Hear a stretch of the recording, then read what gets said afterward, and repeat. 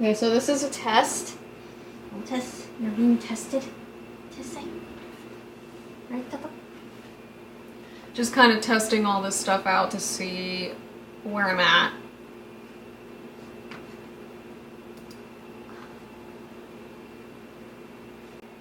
Well, this is interesting.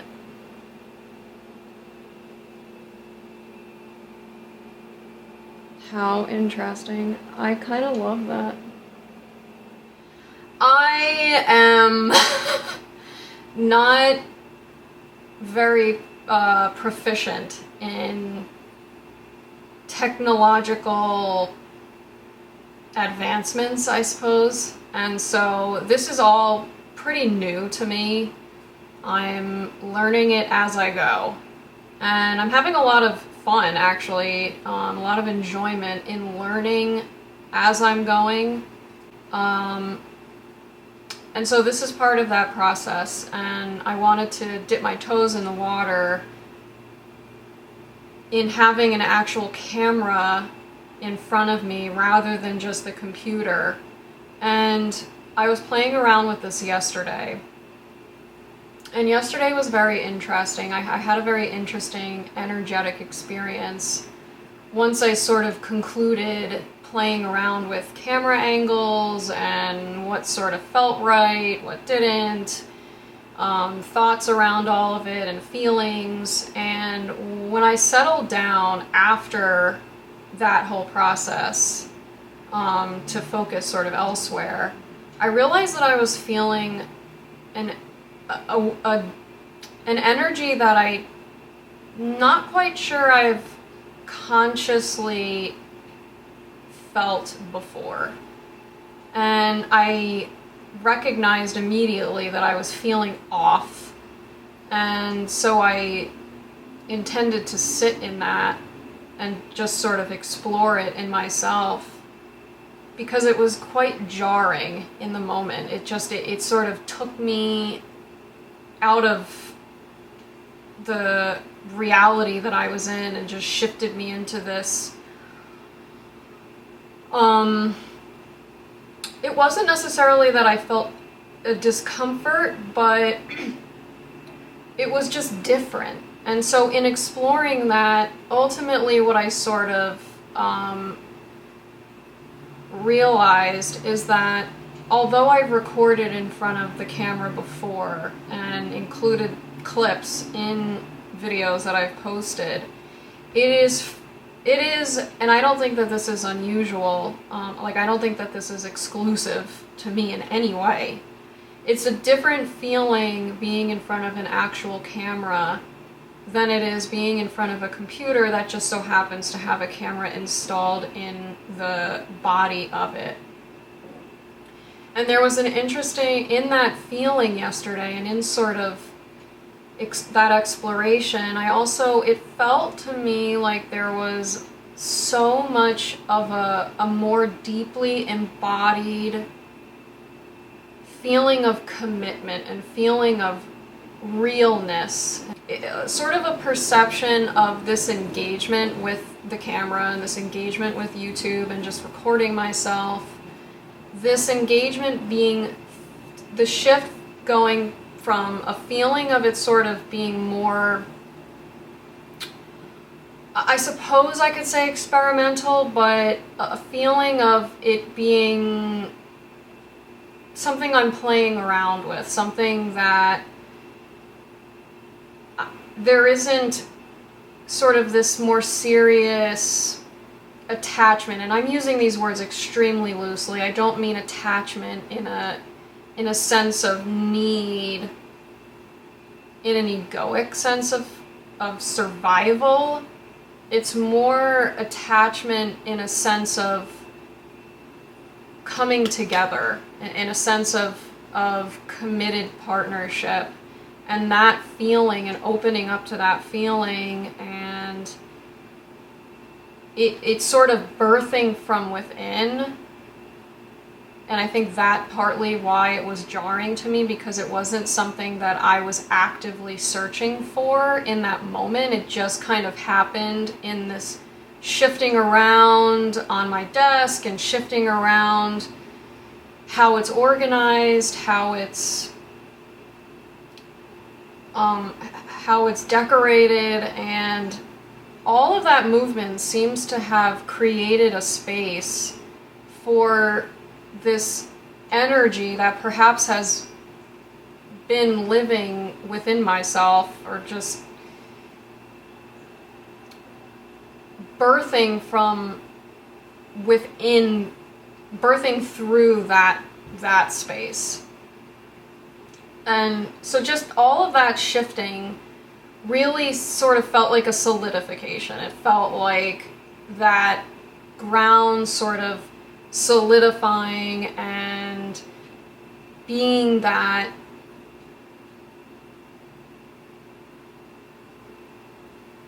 fuller yes. Sweating. It is so warm in here.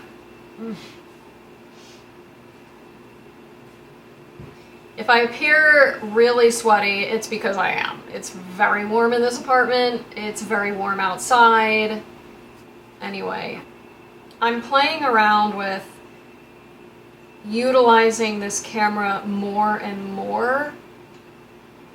I don't have intention at this current moment to focus solely on this particular camera as what I am going to utilize for recordings from here on out. I do still have intentionality of utilizing the camera installed in the computer. So there may be a bit of back and forth between a bit of more defined quality and a bit less defined, a bit more standard. And I feel like that sort of interplay speaks to the sort of contracted, expanded, narrow, broad, dualistic sort of reality that is experienced in this plane. So it seems quite fitting that there be this interwoven clarity, sort of less clarity, and I think that goes along with a lot of how I find contemplation to be as well, where there's a lot of clarity and then there's a lot of confusion, and they sort of inform each other. So perhaps this definition and non-definition or less definition will continue to inform itself as this unfolds, but I'm excited about having a little bit of more definition. At least the intentionality here is to add a little bit more definition into the videos. I find there to be pros and cons with the camera just as much as I find there to be pros and cons with the camera in the computer. So it really will just be a matter of what feels correct, if you will, in the moment. And so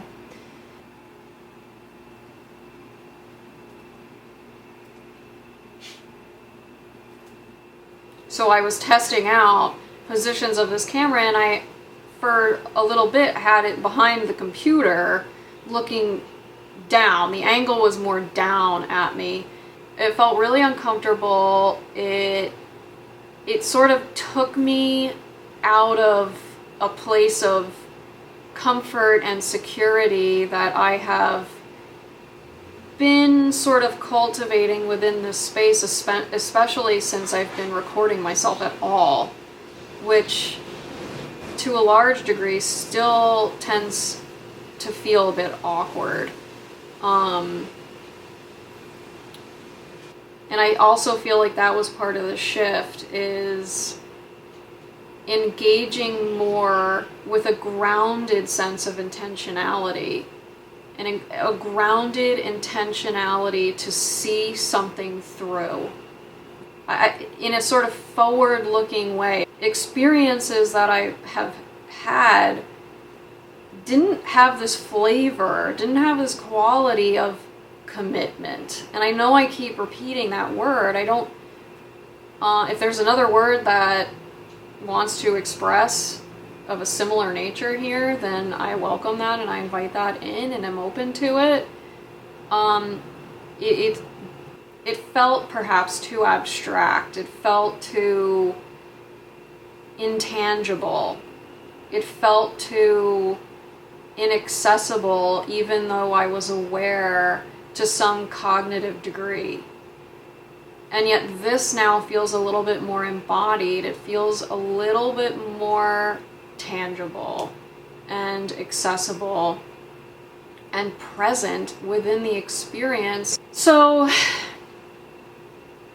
this shift yesterday into today, into the current moment, recording this video. I'm not even sure how long it is, but this is dipping my toes in waters that I really haven't done before.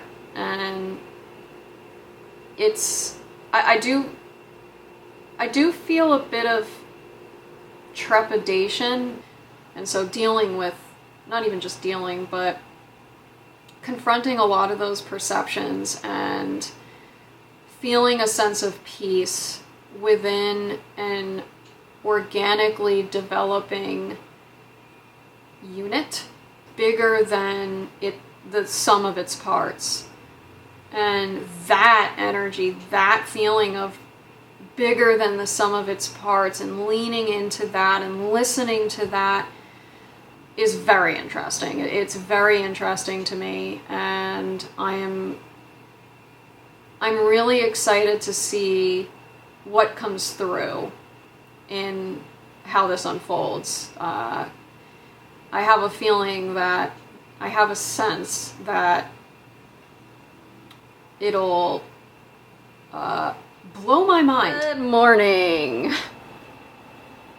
I noticed this difference in energy when there is an occurrence, if you will, that has already happened, or a contemplative session that has already happened, and then in a sort of an aftermath, quote unquote, if you will, I attempt to regurgitate that which I experienced prior, to recall exactly, almost as though there wasn't an intention to memorize what was coming out as it was coming out organically, but then afterward there's almost this retro, not memorization, but a retroactive almost need to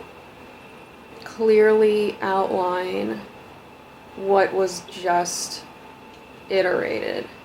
Or even if I was reiterating a contemplative session or a contemplation, an expression that occurred yesterday or even a week ago, it doesn't really matter. It's something that has already sort of happened. And what I would typically do, and what I sort of have a tendency of doing, is beginning the current expression with, so yesterday or the day before or a week ago, I was contemplating, etc., whatever the context is. And I'm noticing in myself just a totally different energetic, I would even say almost a different sense of confidence in the expression when I am sort of reiterating, in contrast to when I am iterating. And it's funny in a way to me, because I would think to myself, well, I did think to myself, the thought came through, well, it's interesting because when iterating, if you will, I half the time consciously to the mental body don't know what I'm saying.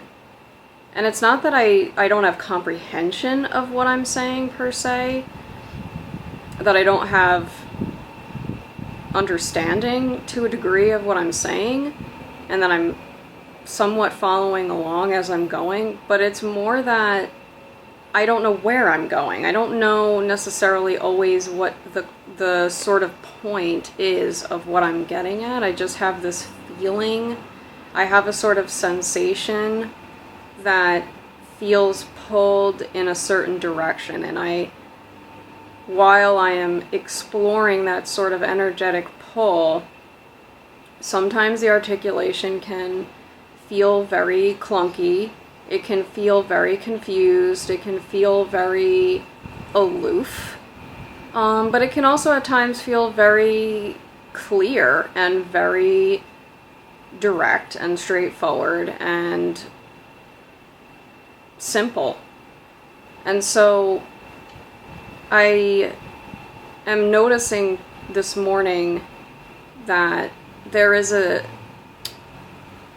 definite difference in how it feels to be in the flow, iterating, if you will, in the moment, just inquiring with myself and exploring with myself, in contrast to reiterating something that has appeared to happen already.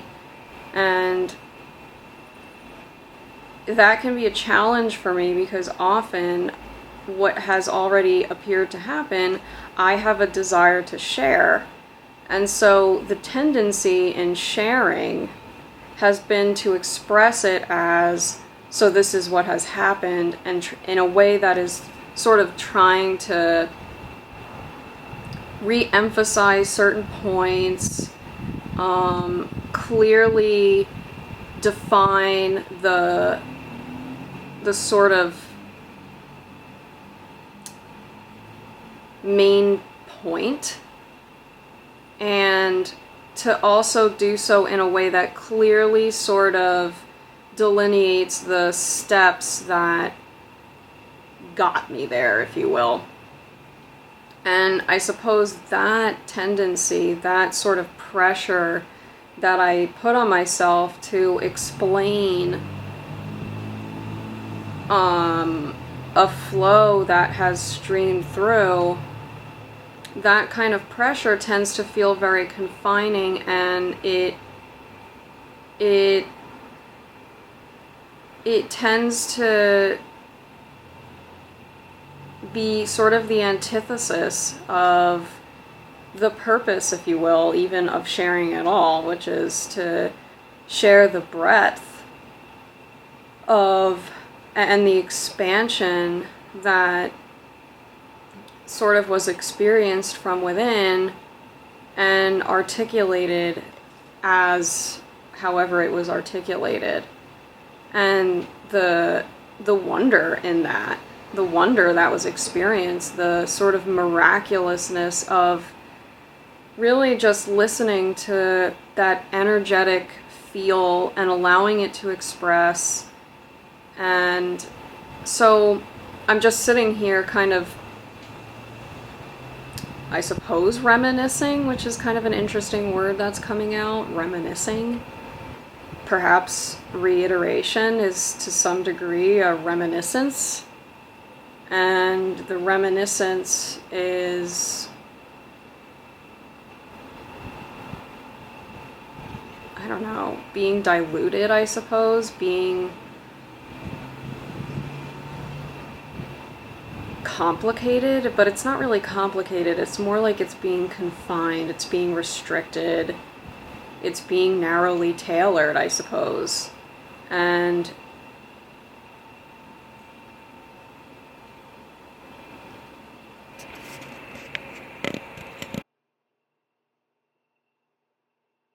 what is going on?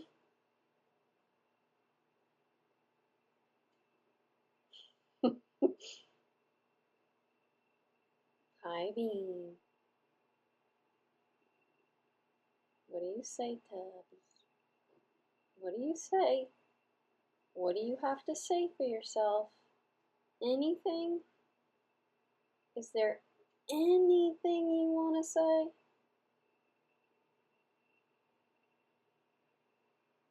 Cute Oh.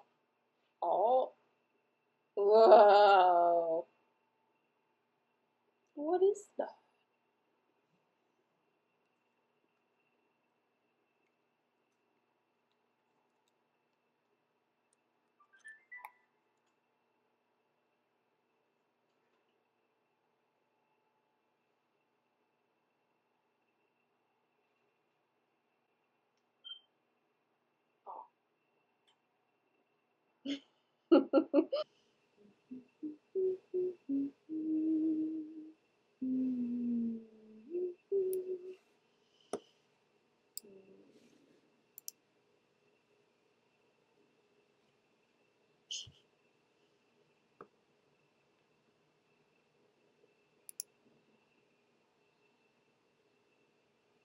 There's a lot going on.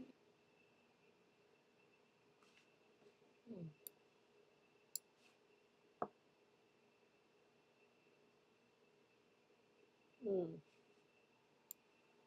would say that it's perhaps both.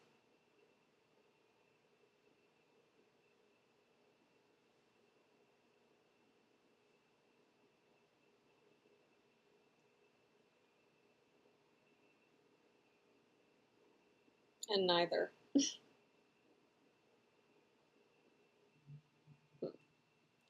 And extract the quantity of things in a way that gets less precise with magnitude.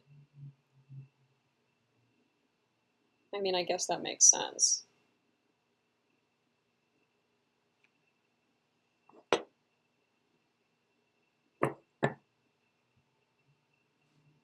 Just interesting. Especially the language, extract the quantity of things. That extraction.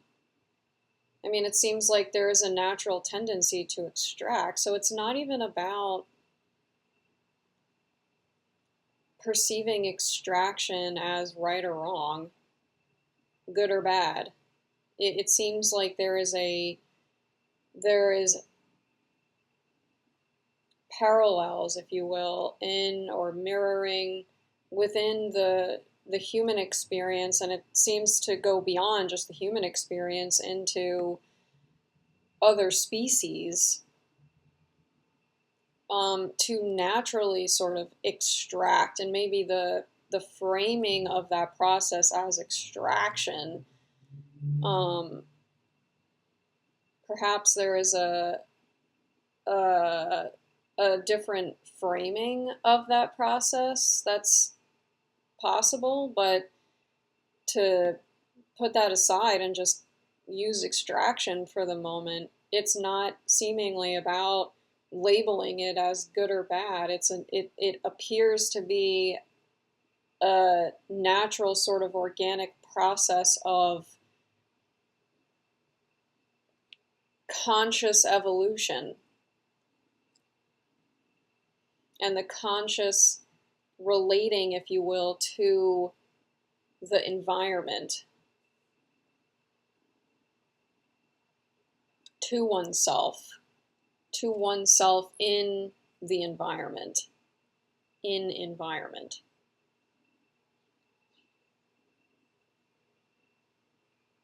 So in these conversations about extraction, I was just reading that article about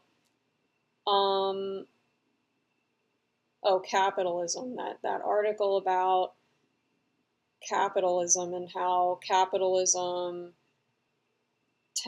is tending toward, and has tended for quite some time, toward extractionary behavior for the benefit of wealth. Or the article was predominantly pointing towards, within the capitalistic system, this tendency to engage in wealth extraction, sort of extraction for the purposes of wealth generation, financial wealth generation. And it was talking about extraction as a sort of negative, if you will, a process that is harmful, and that's not to say that it is or it isn't.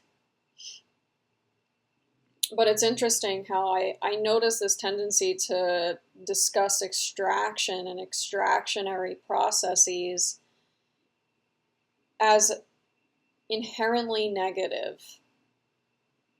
And yet it seems as a sort of natural process within the organic life.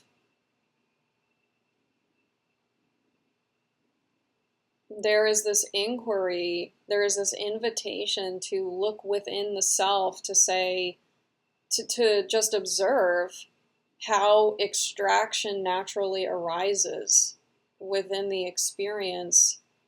And perhaps there is a distinction there between an intentionality around extraction and the natural outcropping, if you will, of it, the natural engagement in it.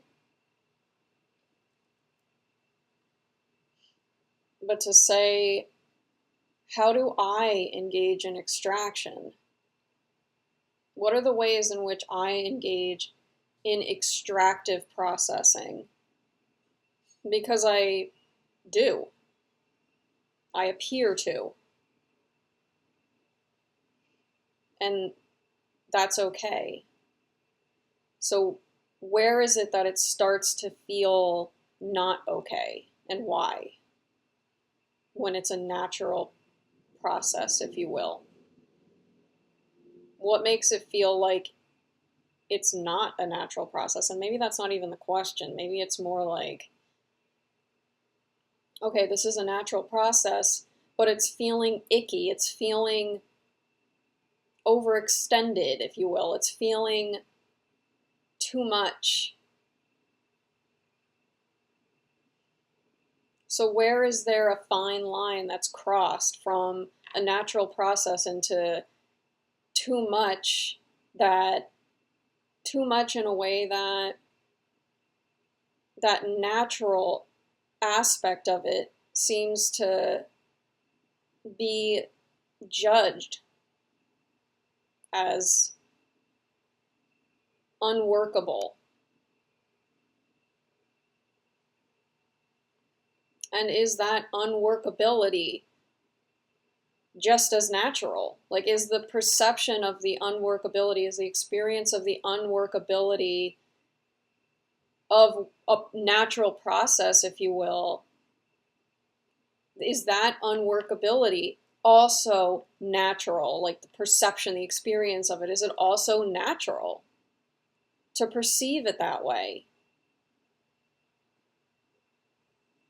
And what does that mean then in how there is a relationship with this perception of extraction, if not only the extractionary engagement is natural, but perhaps the perception of it feeling unworkable is natural? Then what?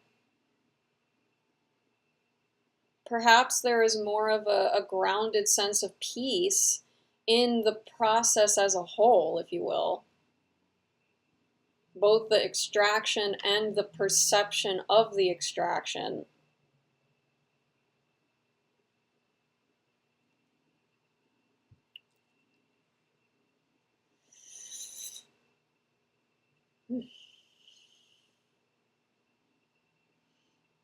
It's interesting in talking about this beloved number. Maybe there is some perceptional, subconscious knowing that too much is sort of, that there is an assessment, if you will, of too much in a numerical sense, that maybe in a mentally cognitive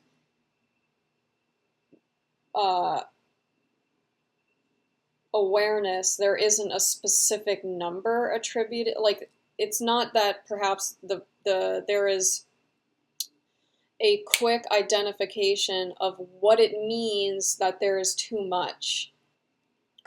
Perhaps there is a numerical assessment, there is a numerical sense of what is too much. Similar to what this is talking about here with a beloved number, that perhaps there is some processing that quickly assesses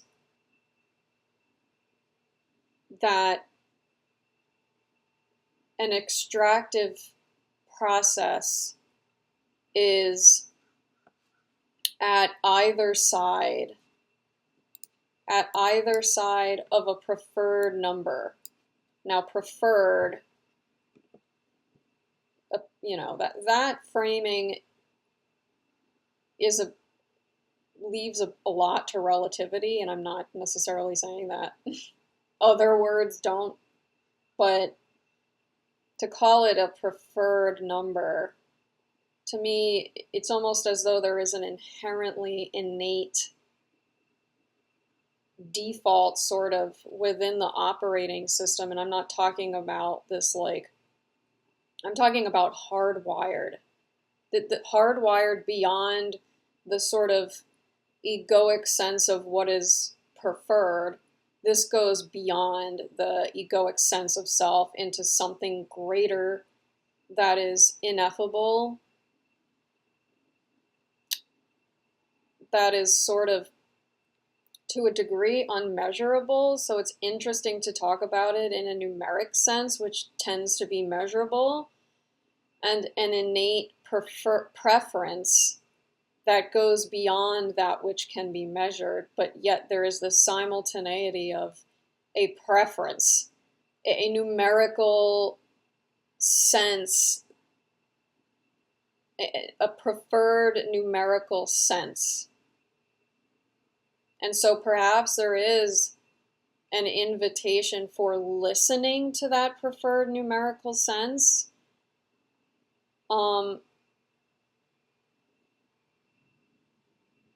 without having to have a defined measurement of it in a sort of rigidified, this is the number that we do not surpass.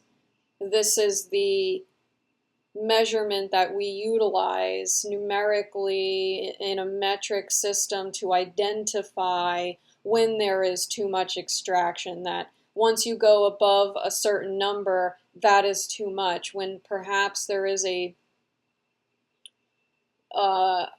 system in operation that the innate sense beyond the egoic perception already is attuned to. The breadth of a particular range. How likely was to fire it near but not equal to? Okay, so I guess the range, the range, right? The range increased with increasing magnitude.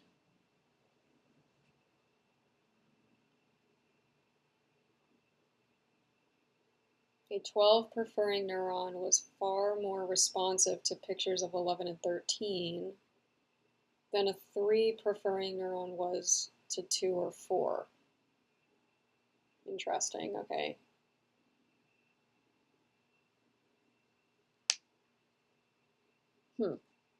So it's almost as though there is that sense, that numeric sense is more activated. It is like in an experiential way. It's more experientially activated.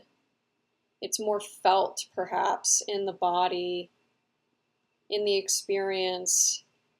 The greater the magnitude of the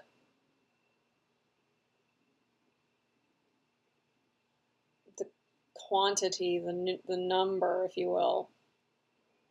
It's interesting because it appears less activated with a lesser magnitude range. But in a way, the definition the lower magnitude definition would make it sort of quote-unquote easier to discern that the range is beyond the preference.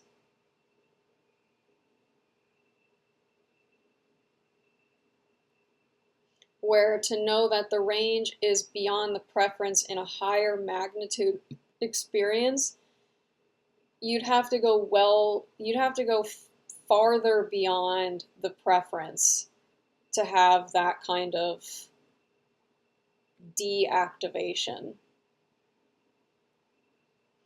So like the higher the magnitude, I'm just like leaning into the comprehension of this. The higher the magnitude, the farther the activation range.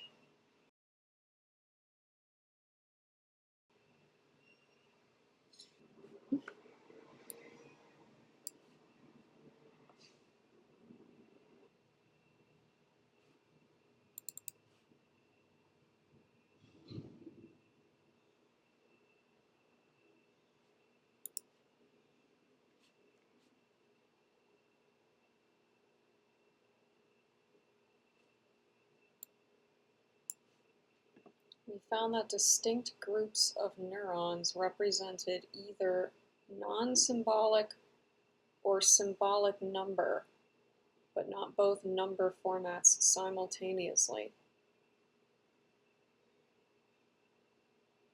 Well, as can be measured, maybe as can be perceived through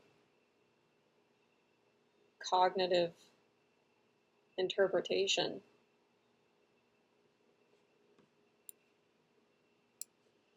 This intimate relationship between set size estimation and precise counting suggests that symbolic arithmetic abilities build on non-symbolic numerical capacities.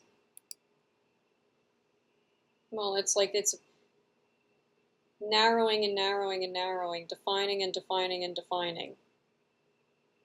Not necessarily linearly in every dimensional aspect. In the multi-dimensional picture of the experience, that perhaps they are being experienced simultaneously.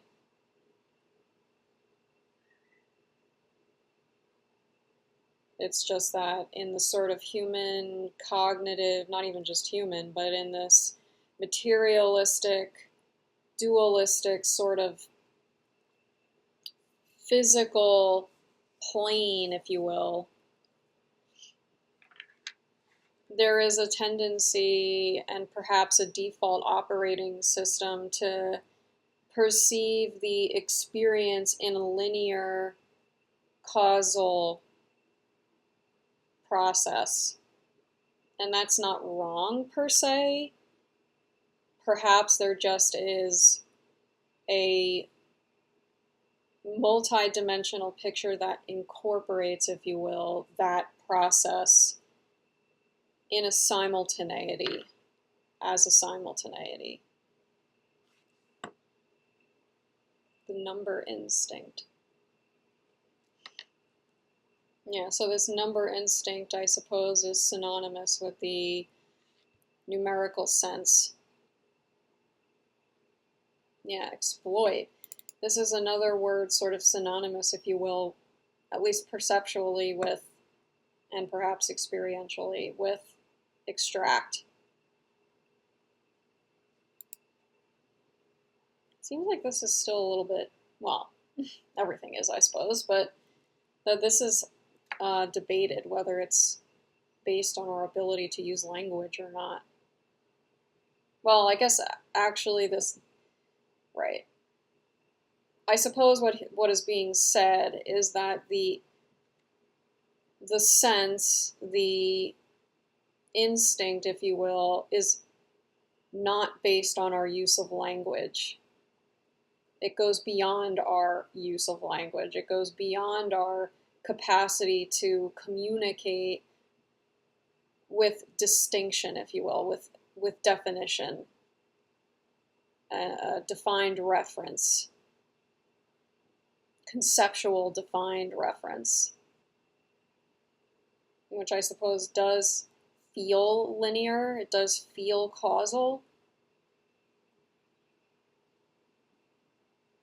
It does feel a bit as though language, perhaps, conceptual definition even, is felt to a degree as an outcrop, as a causal outcrop, a linear causal outcrop of this perhaps more instinctual sense of within the human and beyond the human experience. And it's just interesting. It's interesting to think about what that innate, instinctual experience, if you will, what does that mirror? As above, so below, as within, so without. What is that mirroring? What is that innate ability to sort of numerically generalize? What is that mirroring?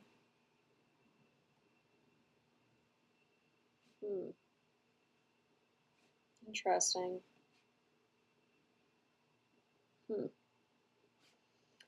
Interesting. I wonder if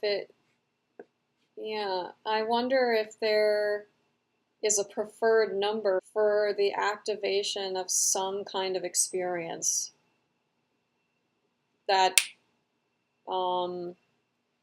threshold, that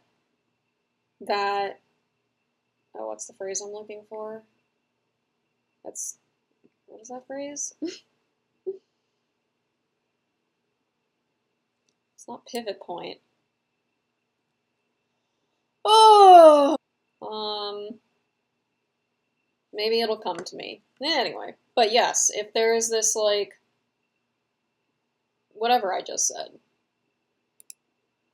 But in a way, it's almost like if that's the case, then there is already this planned, if you will, destined, fated, what have you, designed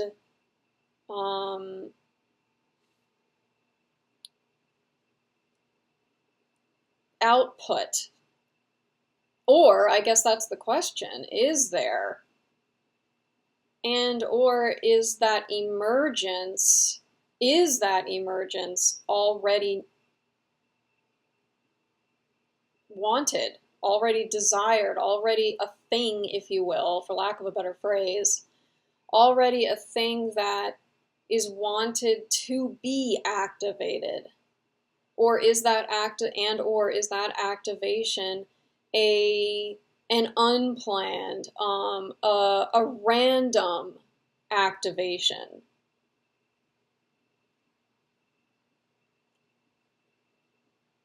I mean, that's assuming it's like the original, the first time it ever happens. I'm not talking about when it's already been happening. I'm talking about sort of what appears to be the first time something happens. Using this example, the first time that luminescence happens. Now, I'm saying this, and the first time that it happens, it's easy to say something like that. It's easy to say the first time because it's the first time in the sense that the human is experiencing it, but even that feels limited in scope. So as I'm saying this, it's sort of like I'm also saying to myself, yeah, well, it's from the human perception that it appears to be original, that it appears to be the first time, that it appears to be an emergent activation that is original. But is it? But it's interesting to think about it in this sense of reaching that threshold being sort of the preference that there is a sense of this is that threshold. Luminescence. Lights go on. Activation.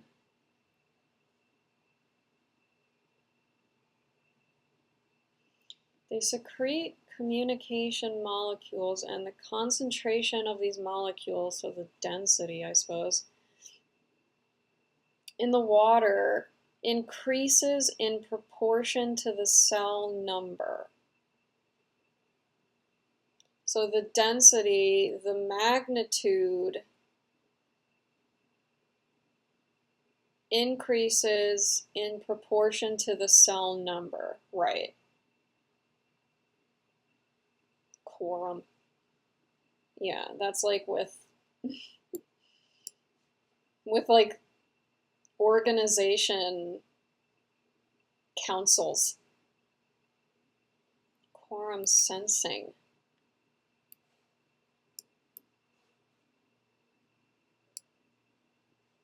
The bacteria vote with signaling molecules.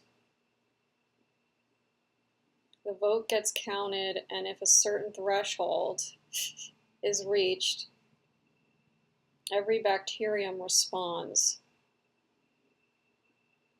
Interesting.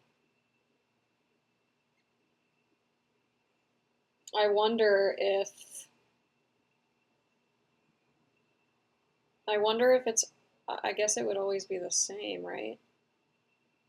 That the cell number, if it's in proportion to the molecules, I imagine, I don't know, but I guess the cells, each cell secretes the same proportion of molecules. So would it always be the same number of cells that reach that particular threshold? Or do the cells... It's actually kind of interesting, because what happens if a cell is... There's a cell present, but the cell is like malfunctioning, if you will. Like the cell is not secreting communication molecules in proportion to in correct proportion. Like it's not secreting correctly, if you will. Would that result in the number of cells potentially surpassing what would normally be the threshold, and so there's actually more or less cells than a standard threshold? And if so, does that affect anything? I don't know. Interesting. It's interesting too, because it seems like every bacteria, at least in this particular example, every bacteria responds the same, by glowing, by illuminating themselves, by illuminating themselves. And in illuminating themselves, the sum of the parts becomes a greater picture.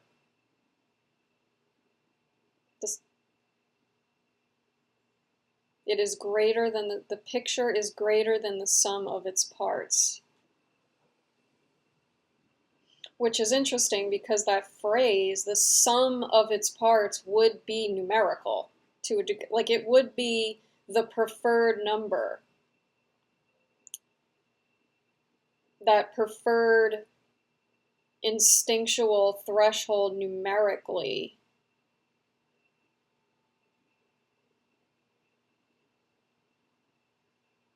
And yet the sum of that greater than the sum of its parts is to a degree, qualitative. I don't know. I just find that kind of interesting. The sum, there is a numerical sense.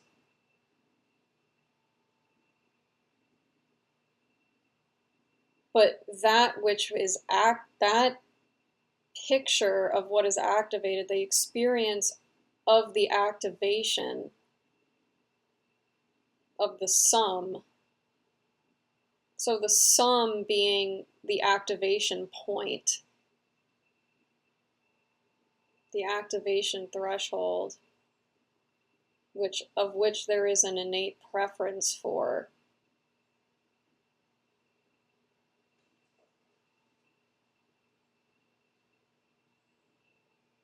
That which is greater than the sum of its parts.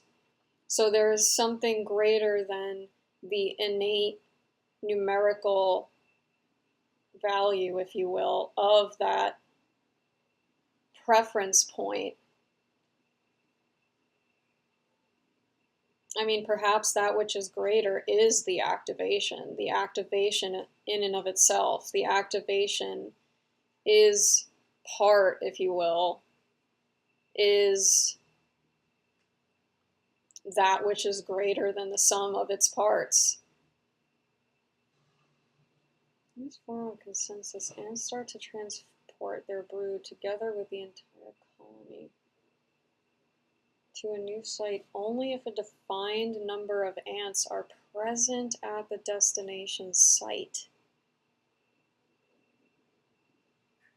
Right, so the greater than the sum of its parts is the activation of a decision. It's like an activation of the initiation, activating the initiation, if you will, activating, I don't know if it makes sense to say decision, but activating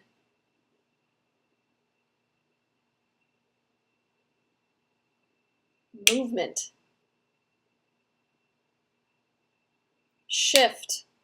a shift, a transformation.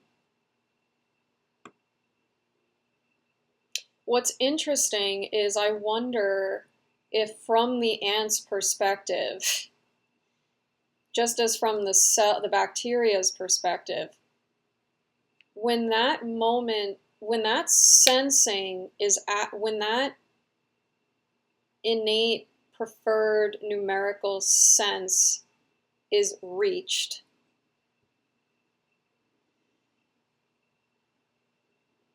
and there is that shift,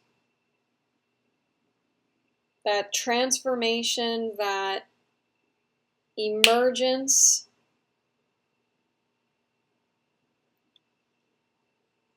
is there awareness of that emergence? Is there conscious awareness experientially of what that emergence is, if you will?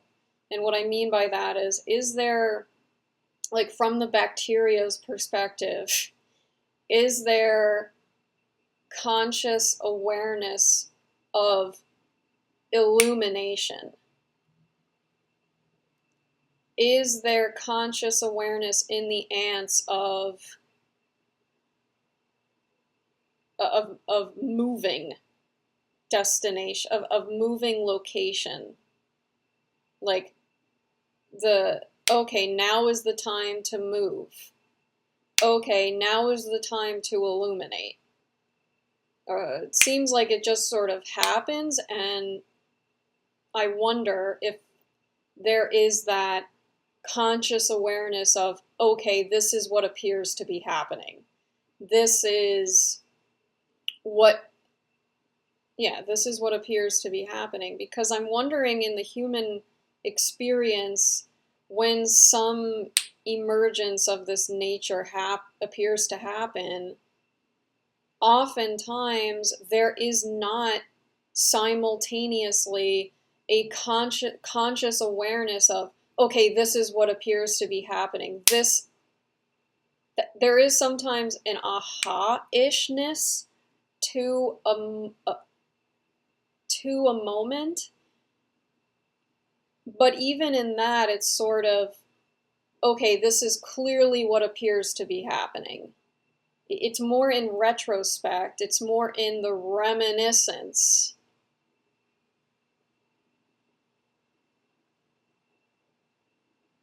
Not necessarily in that explanatory sense, but not in that regurgitation, that reiteration. But perhaps even in another activation. An activation, then an activation, then an activation. Again, not necessarily just in an absolutist linear sense. It seems to keep pointing to something beyond human cognition that human cognition is responding to. Just like the luminescence, there is a response to a threshold. So the cognitive awareness of emergence is emergence in and of itself as well. There's just continuous emergence once, if you will, a sort of numerical preference, a generalized, innate sense of preferred threshold. A preferred threshold is met. And perhaps to a degree that is very personal, it is very individualized, if you will, but it is also not separate from the wholeness of being, whether that's the wholeness in personal experience and the wholeness in sort of that multiplied sense of oneself, awareness, threshold.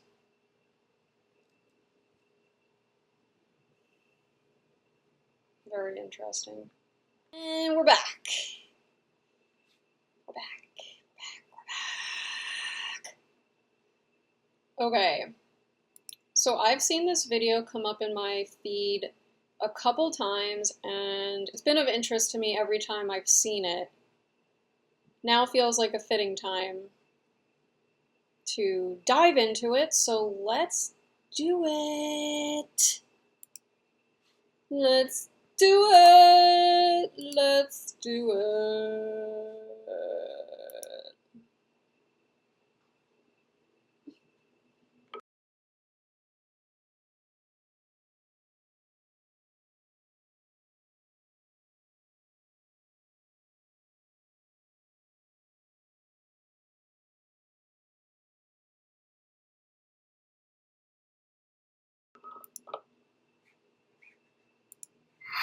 One of the rules of science, when it was first, modern science, when it was first emerging in the 17th century, was that you had to banish anything that had to do with God. So one of the things that they threw out in the bathwater, basically, Right. with God, was teleology, what's called teleology. Now, teleology is the idea of causes running in reverse. We would now call it retrocausation. That is to say, something in the future affecting something in the past. So at that time, teleology. The thing that comes to me in that is just, well, even though in a temporal sense, cause is coming after effect temporally, if you will, and I suppose to a degree experientially in the egoic sense of self, and yet the causality, at least as far as I'm receiving this, the causality, even though it's temporally later, then the cause is still preceding an effect that sort of precedes itself temporally, if that makes sense. So the cause is still appearing to occur first before the effect. It's just that the effect is precedent temporally. Like, if you were talking about teleology, you were automatically talking about God's plan, all right? And so teleology got thrown out of science. because it was not fair bringing God into the equation. And if you were talking about causes running backwards in time, you were implicitly at that time talking about God's divine plan.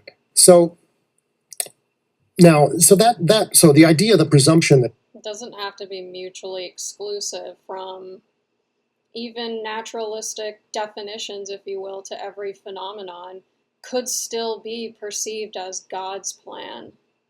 Causes only run in one direction. It worked fine in science for a couple centuries, but then almost exactly a century ago, physicists discovered that on the smallest scales in nature, and we're talking about quantum scales, it doesn't quite work. That there's this element that's always been called randomness or indeterminacy or uncertainty. Okay, and so quantum physics for the last century has been about this component of causation that cannot be predicted from past events, from prior events. And now you have all these interpretations of quantum, of this mystery. And one of the theories is retrocausation. Well, wait a minute. Maybe causes are propagating from the future to the past, as well as from the past to the future. And maybe that's what accounts for this thing we're calling randomness. You've probably heard the idea of wave functions collapsing, the collapse of the wave function. This is kind of the core mystery in quantum physics, is like things are they're mostly unpredictable until you make a measurement, and then things take on a solid reality. But anyway, Bohr said, just don't worry about it. Just do the math. The equations can be used to predict very well what happens to particles in the aggregate. Like if you have a bunch of particles, you can tell exactly what's going to happen, even if you don't know what's going to happen to a single particle because of this indeterminacy factor. In most measurements, you affect the thing you're measuring, and Yes. so it causes problems. But there's this method called weak measurement, which is if you weakly measure a bunch of particles, you can kind of measure them without affecting them. And what they discovered was that back in time when they were weakly measured, the photons that got the later strong measurement had been amplified significantly. So that later measurement amplified the photons in their past.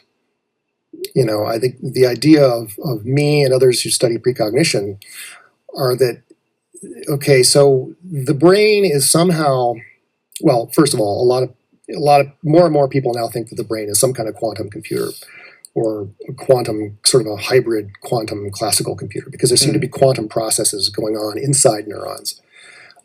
You've probably heard about microtubules. Well, yes. So microtubules, one theory of consciousness is that, as far as I recall, if I'm recalling correctly, I've also heard that there are neurons in other organs, other aspects of the body, perhaps the microbiome of the gut, that there are neurons, or there are neurons lining the stomach, and perhaps other aspects of the body. But I feel like I've heard that there are neurons not just exclusive to the brain. Like the brain is not the exclusive organ containing neurons. So to always emphasize the brain as the sort of quantum computer at the exclusion of the whole system of the body perhaps is a bit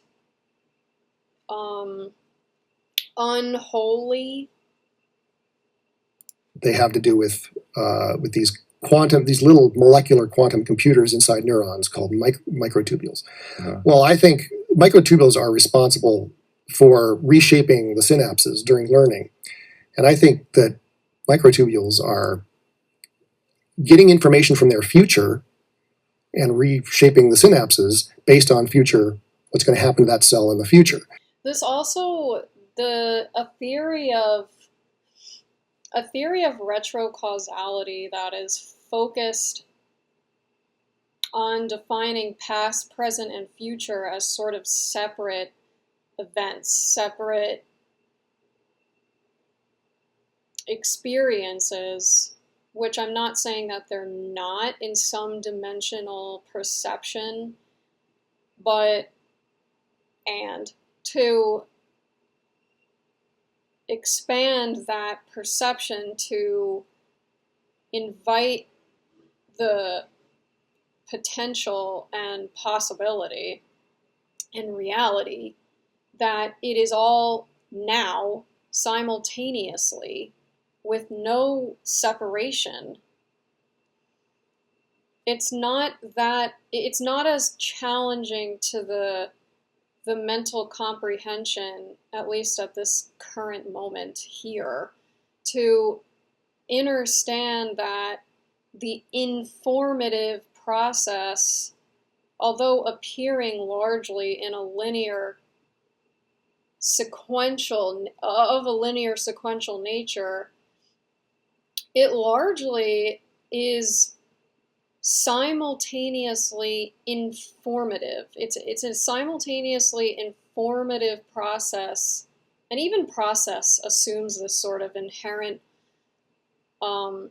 linear sequential experience. But what's interesting also is I've had moments where it feels to me as though I am experiencing energy outside of myself. And that energy almost feels like being talked to, being communicated with, although it's not in a verbal language that is discernible to me. It just feels like the energy of being communicated with. And rather directly. And I've had moments where it's sort of, I don't know if I'd call them aha moments because they're not quote unquote provable and or measurable in any metric sense of how we traditionally think of measurement, but I've had moments where I've wondered if the way that I talk to myself and the way that I communicate with myself in presence with myself, if that process, thank you, if that process, which is largely informative in that moment, is informing an aspect of myself that would standardly, traditionally, reasonably sort of be qualified as a past version of me. So if I'm talking and communicating to myself, specifically focused and perceptually talking to myself as though it's a past version of me, talking to a past version of me,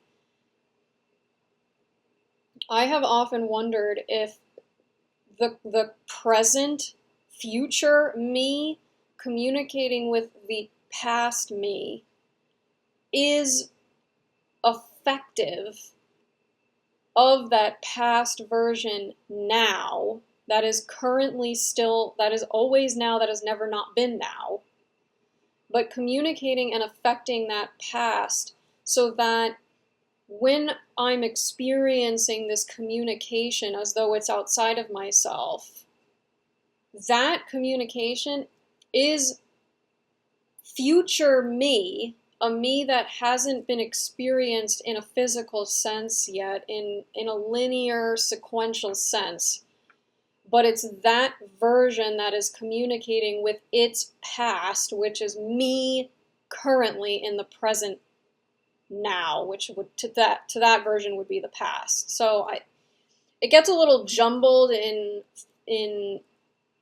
the comprehension, the cohesion, but I have wondered that often, whether that communication and the felt experience of being communicated to goes beyond space and time, and in that presence, grounded in a sense of presence with myself, I am receiving communication from a future and to a past version of myself that is continuously being affected. And in the past moments that I have felt that sense of communication and felt as though I was seen and heard and belong in a sense of belonging and purpose and knowing, if you will, receiving those senses of communication or sensing that communication in the past has actually affected how I responded to the reality that I was perceiving in my experience, in my environment, if you will, and even in relationship with myself at the time. So it's communicating from a perception of like an evolved sense of self, communicating with a past version.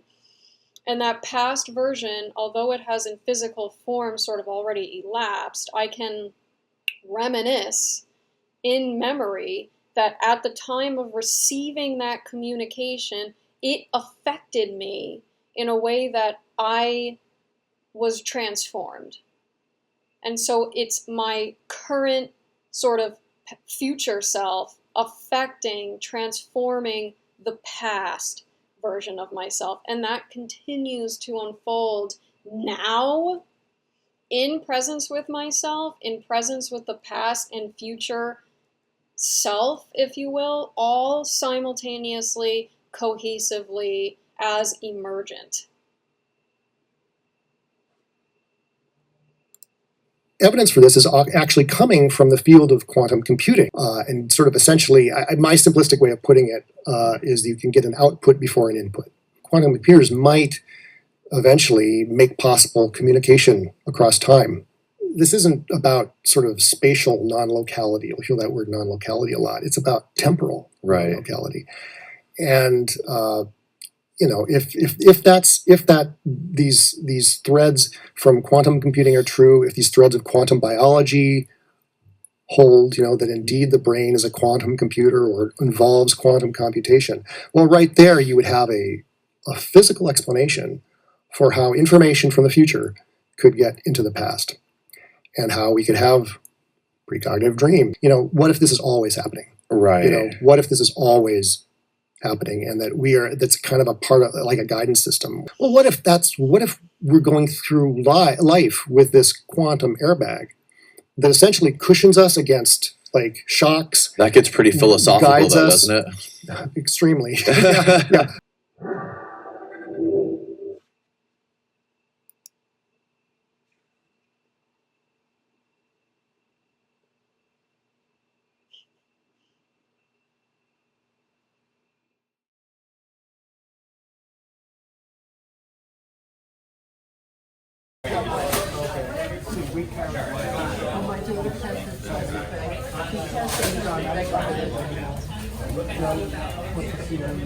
Okay. But I did not feel good when I did that, believe me. And I said, you know what, I'll never do this again. It's just too much.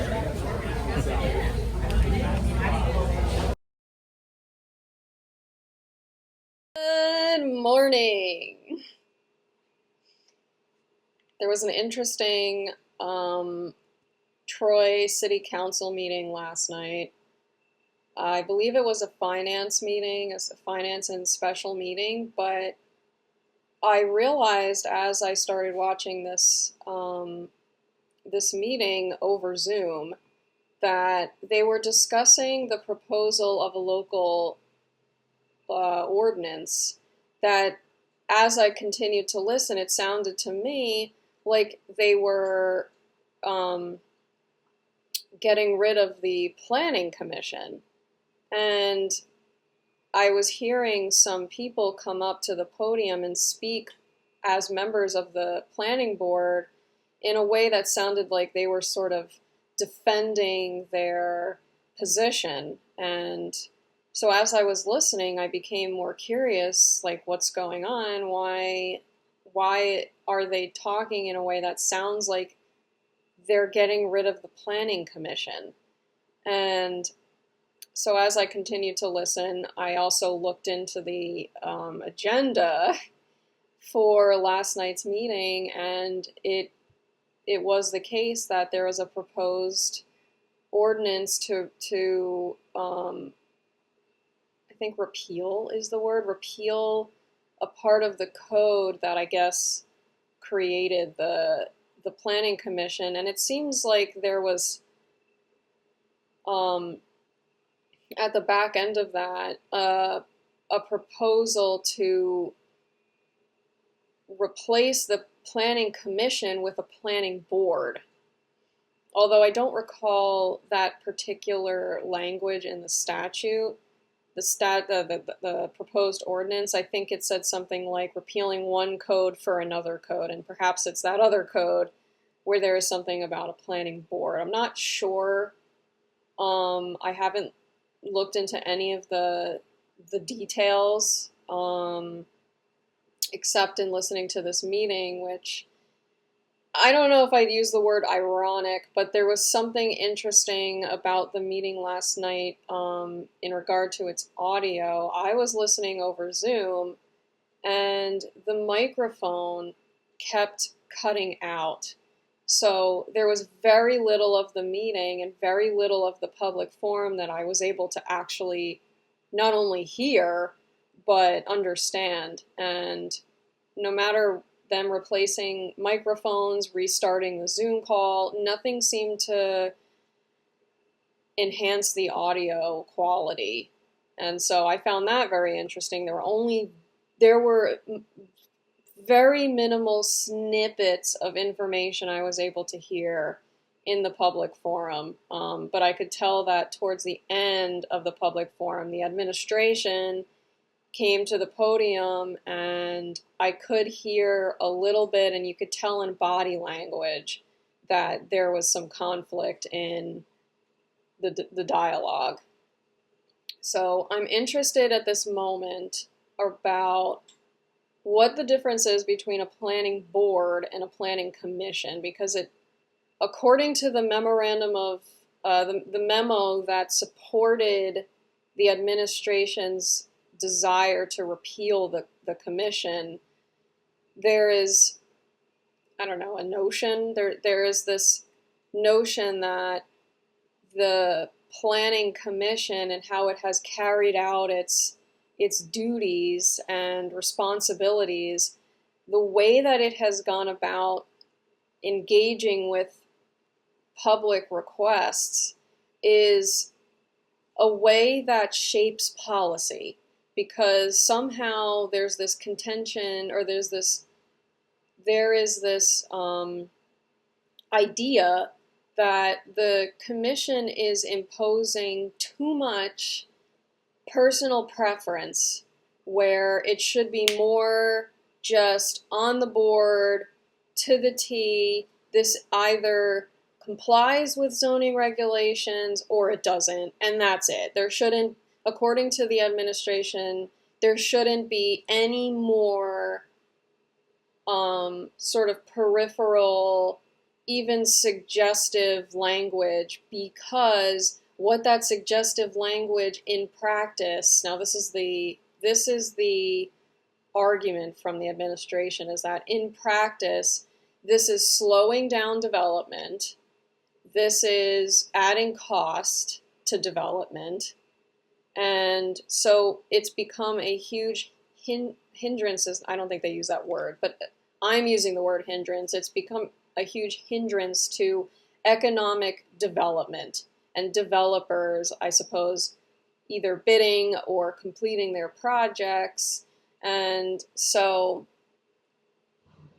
that seems to be the primary motivation. The commission seems to have been in operation for over 10 years, I believe, if I remember correctly, in hearing that it was set up perhaps even 12 years ago. It's been in operation this way. So it's, interesting how it's coming up now. And so, yeah, I wanted to start by really diving into what the difference is between a planning board and a planning commission, and how installing a planning board would potentially speak toward these issues that the administration appears to be putting forth. So let's see what we find.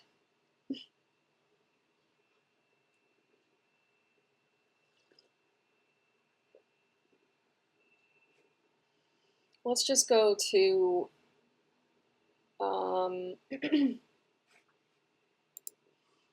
what was actually being referenced yesterday.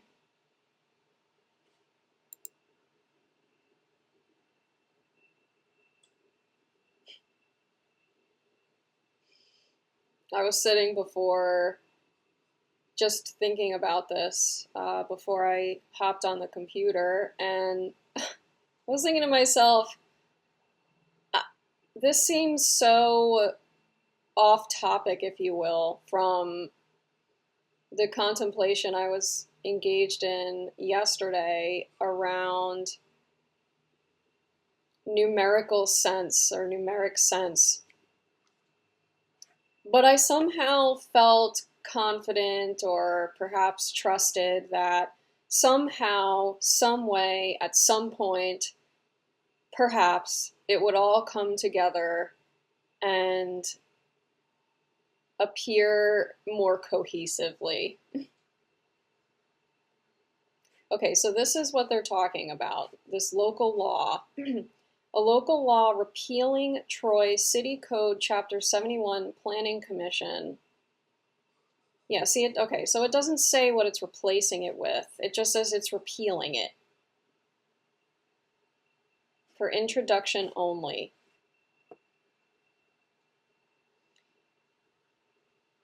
But the only thing that they have in support of that introduction, yeah, the City Council enacts the foregoing change to the Troy City Code in connection with enactment of a new planning board ordinance to be considered herewith and, if enacted, codified as Chapter 72. So they don't even have a replacement proposal included in this initial discussion.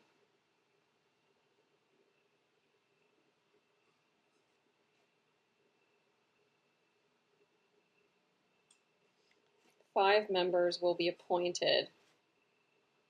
The Planning Commission has certain designated authority. The Commission was tasked with reviewing certain proposed development plans, lot changes, or other changes to certain properties. Not tasked with setting policy, nor may it act or fail to act for reasons outside of its jurisdiction. Here's ambiguous again. Yeah, see, these are like, further, when rejecting a proposed plan or some aspect of it, the Commission must give specific, measurable guidelines for revisions. Vague or ambiguous comments of general dissatisfaction with a project and request to redesign to meet an individual member's preference of style or features are inappropriate. The inefficiency and dysfunction of the current Planning Commission, wow, has caused all applicants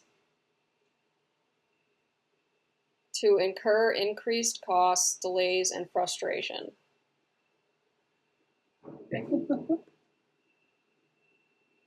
Okay, so this is the most recent Planning Commission meeting. We will call to order the Planning Commission hearing of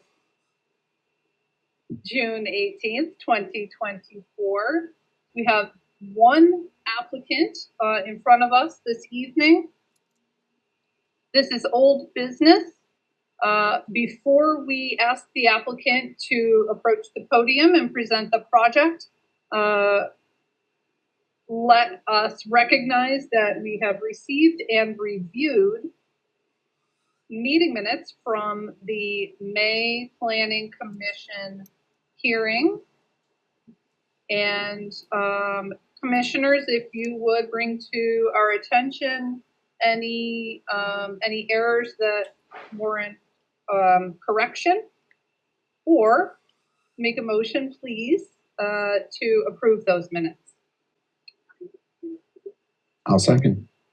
Okay, all in favor of approving the minutes? Aye.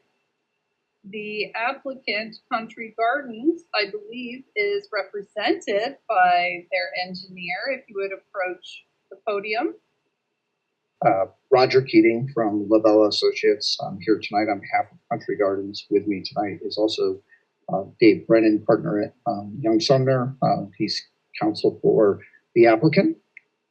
Tonight we have before you is the Dunleer Drive subdivision extension.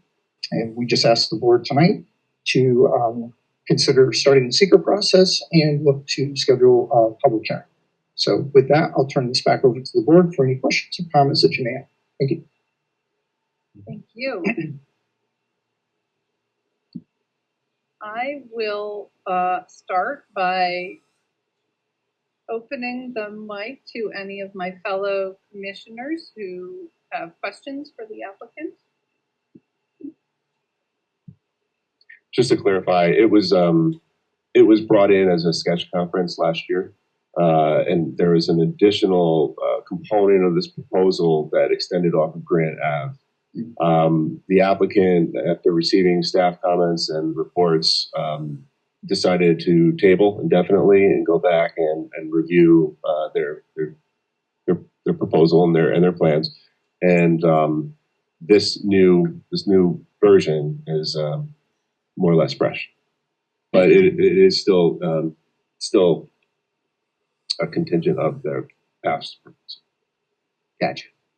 We did get some public comment as part of just staff review, and then that's when the applicant, hearing all the comments from staff and engineering, fire, so on and so forth, we re-looked at that, and then we really came back to the original thing that was before the board. And really the difference between the plan that was then and now is that the zoning districts are a little different because the zone changed. So we just revised the lot lines and such to be more conforming with what's now in the zoning code. Hopefully that clarifies it. There were a number of letters that were sent in from the public as well. There'll be another opportunity for public comment once we're past once we declare it complete and take whatever necessary steps are to get there. So I don't think we need that. I was just trying to have my recollection refreshed or to learn for the first time if I wasn't there the last time. Yeah, maybe actually that's a good point, Bill. Maybe the applicant could clarify some of the updates as you guys had it before and what you guys took out of the proposal and how it's changed. Sure. Generally speaking, the plan as you see it is similar to what was as part of sketch, just with revisions based upon the zoning and such. I'm curious, they're mentioning about public comments, and the public comments, how they are received in the commission. I'm curious about public comments being received by a board. Is it the same? Is the process the same? Like, where does the public commentary come in, if at all, in the process where there is a planning board as opposed to a planning commission? Because I'm not intimately familiar with this process to know how public comment influences the decisions of the planning commission, or maybe not influences the decisions, but just influences the process, influences the commentary of the commission, and perhaps the recommendations and suggestions that they make. And whether there might be a conflating, if you will, of where there has been a lot of public commentary about a particular project, maybe being couched by a particular commission member may appear as though it is the commission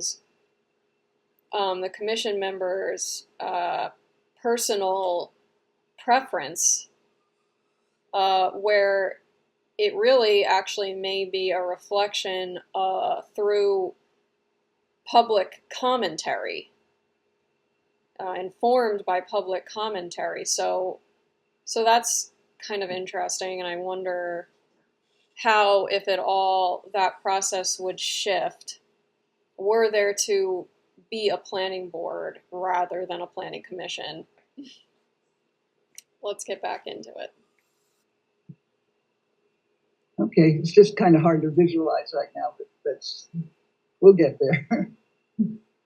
There's several mentions of sensitive wetlands and things, and saying there's assertions of there won't be negative effects, but I'm just sort of, what's the reasoning behind that? What's the feeling that it won't be, Sure, it won't have an impact? absolutely. To whatever extent, and I know we've got the SWIFT with engineering, but any other documentation, I'd love to see. I mean, that it may be included here, or may not be. I'm trying to sift through an entire thing, but because I am mostly concerned about the watersheds, not just during construction, but also the long-term impacts to the watershed and the wetlands. I take your point that they're nearby, they're not in the area that you're planning to disturb, but I would just again love to see some this is just something to back that up and assuage my concerns that this project won't inadvertently have those impacts. Sure thing. And again, that's part of what we do as part of looking at a project early on. Happy to work with the staff to get whatever information you may need. Excellent. And then I have just one sort of site plan suggestion that I would love to see is I recognize that the rest of Dunleer Avenue does not have any sort of sidewalks, but I would still put in a call for installing those sidewalks. Hopefully in the future, though that could be addressed on the rest of Dunleer, but that would be a suggestion that I would have. Okay, note taken. I would like to build upon that suggestion, and that is bringing to our attention a letter that was issued by CDTA Planning, looking for a pedestrian path, and I am reading, not paraphrasing, a pedestrian path to connect the dead end of the street to other streets, or to plan for one to be built in the future. So would you mind explaining to us how that might be achieved? Is it feasible in your immediate analysis? I don't see a real feasible way to get a sidewalk from up there without it switching back, a million times and then disturbing a lot more ground to do so. It's beyond the property line. So kind of flipping that around, do you know where the nearest bus stop is to this property? And then going right back to Stephen's idea of providing a sidewalk, can we connect this new neighborhood to an existing bus stop? I believe. And if you don't know, you can just study it. I will study it, but I believe up off of where the industrial park road is, I believe there is a bus stop over in that neck of the woods. I will confirm that for you, for the next meeting. Okay, thank you. We don't have any finalized architecture, just yet. We're still in the beginning here. Well, may I ask, will the architecture be part of this project, or are you just proposing subdivision? I'm going to jump right in. I'm sorry to interrupt, but single-family homes are exempt from site plan review. So we will only be reviewing this as subdivision, and that's pretty much the extent of it for the time being. That's a suggestion I tried to make when we were passing the zoning, but did not get my way on that. Also, just to confirm, having just been driving through the neighborhood, I did not see sidewalks in that neighborhood, which would be, I guess, problematic if you're trying to connect sidewalks on this particular project to anything existing. Sidewalk to nowhere. It It definitely would be. It's, more of an aspirational, hopefully at some point in the future, redevelopment or something would happen. I'm trying to do what I can for walkability, given that there's not a lot in the law that can help us out here. Tough for a single family neighborhood there. Yeah, it's tough, and I recognize that. So that's why I'm making a suggestion and not. There's no demand here because it's. Well, actually, I reached out to CDTA in regards to the closest bus stop, and they informed me that it's something of a desert over in that area. So, well, that's odd because Hudson Valley is so close by. So I think that their letter is noteworthy, because they're identifying that fact. But also, I guess there's a recent construction project on Campbell Avenue to start providing sidewalks. So I guess we're starting somewhere, right? Exactly. I'm sure that you've seen the staff report. There are a series of staff recommendations. We don't need to go through all of them. I'm sure that you will take several of them under advisement and also simply deliver on some of the requests. But I am curious as to the dead ending of the water line. Does that pose any complications, or is there a solution there? There are a couple solutions. We're working on it. We're not done yet, Okay. but we're. Okay, thank you. Directed to Eric to clarify for us what it takes for the applicant to obtain approval from the city council for the road. We could formally refer them to the city council for the adoption of any proposed roadways. I don't believe it needs to be made a motion, but Rick could probably confirm that. Can you hear me now? Yes. The applicant must go to city council in order to have an ordinance passed dedicating the road and accepting the dedication. And then the road will have to meet all city specifications. I'm not sure, winged asphalt curbing currently meets our current specifications or not, but Right, and engineering will advise on that. Yeah, typically, road won't be completely dedicated and conveyed until construction of the road is complete and accepted from an engineering perspective. And so once it's been inspected and meets all the requirements, then it can go to council for formal dedication at that point. The road doesn't actually leave the site's hands until you check all those boxes. I understand that. Yeah. Gotcha. And to that end, my reading of 285.18I says that we can insist on a written agreement between the applicant and the city as approved by the city council covering the future title and dedication of improvements, as well as provision for the future costs of grading, development, equipment, fixtures, and maintenance of any park, playground, street, road, and other area facility. So we do have that latitude to say, okay, this road will be, in decent shape according to the, when engineering signs off on it and says it's great. My reading of this says that we could make a requirement to have set aside some money for the maintenance of that road for the future. A move that I think that would be a positive thing for the state of the city's finances, and alleviate some of the long-term structural costs of this type of development. Starting policy? So my personal preference. My question then is, might be something that you could come back to on behalf of this applicant.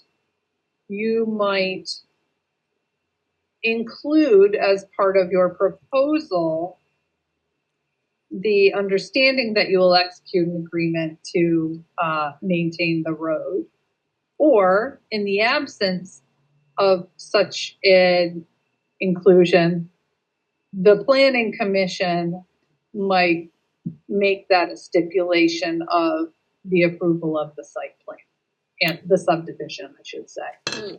Wow. I bet So this is something for you to take under consideration at this time. I'll move to declare the application. Second it. All in favor? Aye.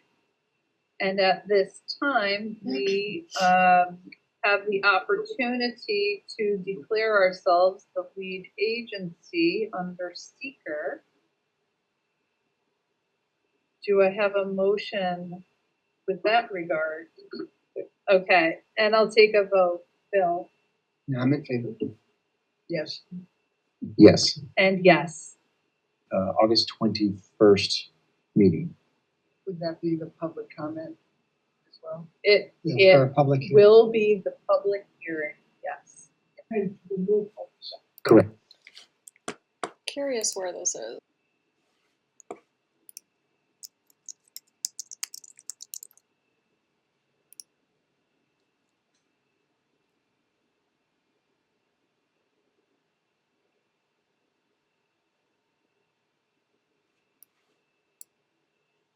I mean, I guess this is the area they're talking about.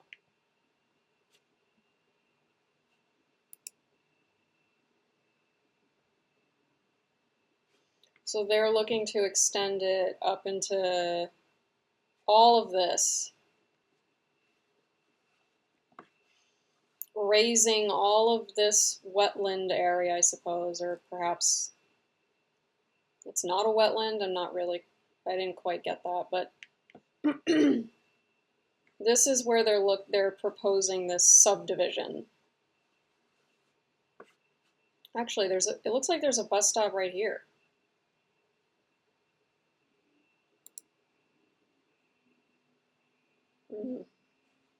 Yeah, see, there's no sidewalks here. I don't know. It's interesting because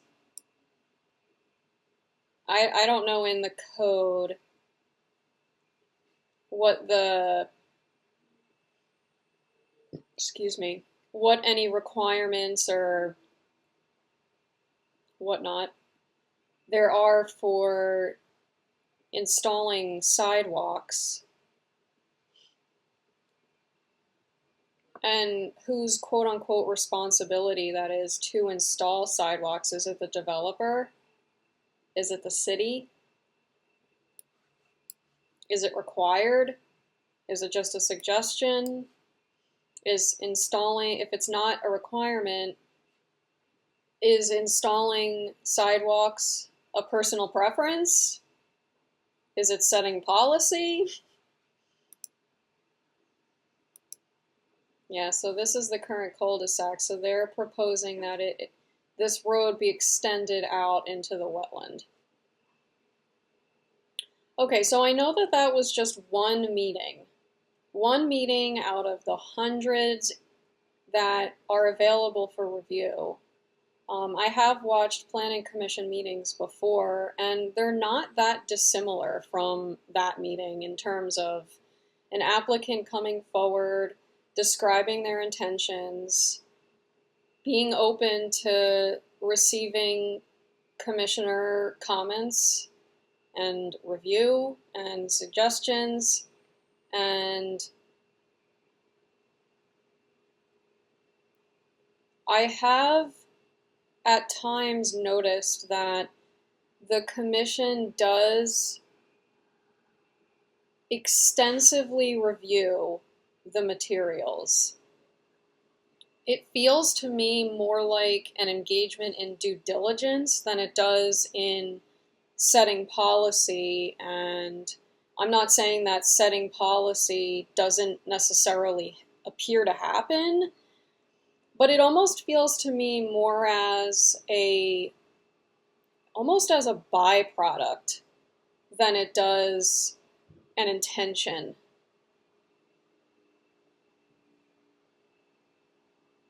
But the question to me is, what does it even really mean to set policy? What is the difference between setting policy and expressing a preference?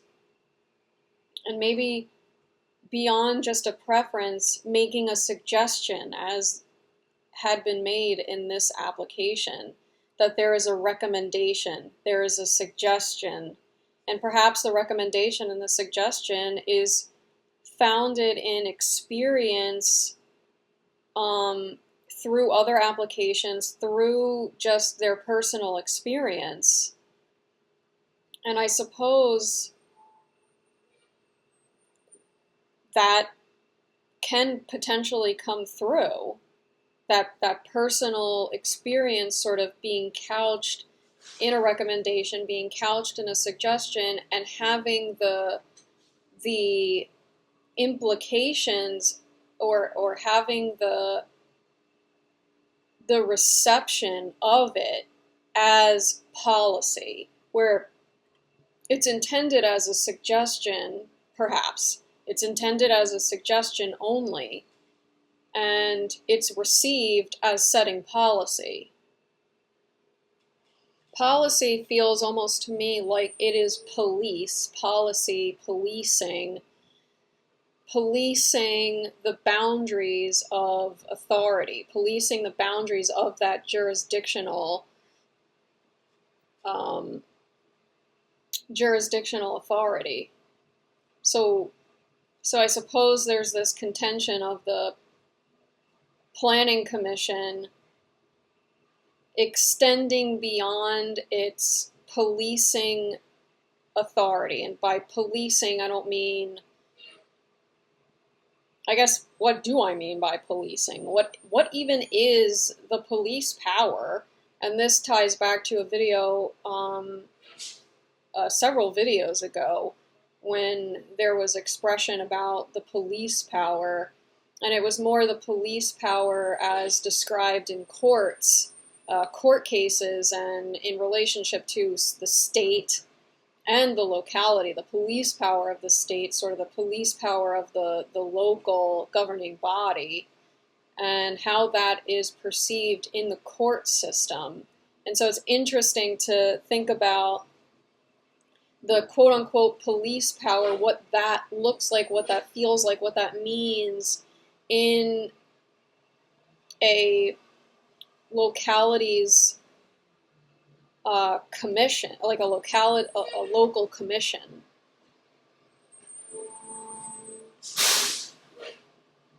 Okay, so I'm still curious about what the major differences are between a board and a commission. I am sort of seeing a little bit of parallel with the numerical sense that I was exploring yesterday, because there is talk here, at least prior to recording right now, I saw a glimpse of mention regarding quorum, and I suppose I'm not surprised really to see that word come up in this context, but I know quorum was referenced in an example given in one of the articles yesterday regarding when bacteria illuminate. And so I do see a little bit of a parallel there, and it's interesting to me how there is that parallel, and what that may mean fundamentally for the way that the governing bodies, in the physical sense, if you will, operate, and maybe what hasn't been activated or what has been activated, and how that activation has appeared to happen. Okay, so I'm looking on the New York State website, and one of the postings that they have is this legal memorandum. I don't know, there's no date on this. I don't know how recent this is. I don't know consciously how relevant this even may be. I quickly searched to see if there was any mention of commission in this memorandum, and there isn't. However, there is mention of a board. And it seems like in what I'm looking at right now, on on the New York State website, there's a lot more about boards than there are about commissions. So keeping that in mind, I think it was the last video that something triggered a question about defining character. Like, oh, it was like defining the character of an agency. Oh no, excuse me. It was defining the character of administration. I think that was in one of the court cases. There was this like reference to defining the character of an agent's or of an administration, and having that be the sort of rigid, if you will, structure that guides its operation. And there was this question that arose, or just this curiosity about defining, like how that definition comes into focus. What interpretation is used in focusing that lens to express a definition? And I think, if I recall correctly, the expression had to do in that context around reading, rather than I don't know, I guess maybe not rather than, but just inquiring into what those lenses are that are defining, that are focusing the structure to be a certain way, that then the operation unfolds from. And so I have sort of the same inquiry here.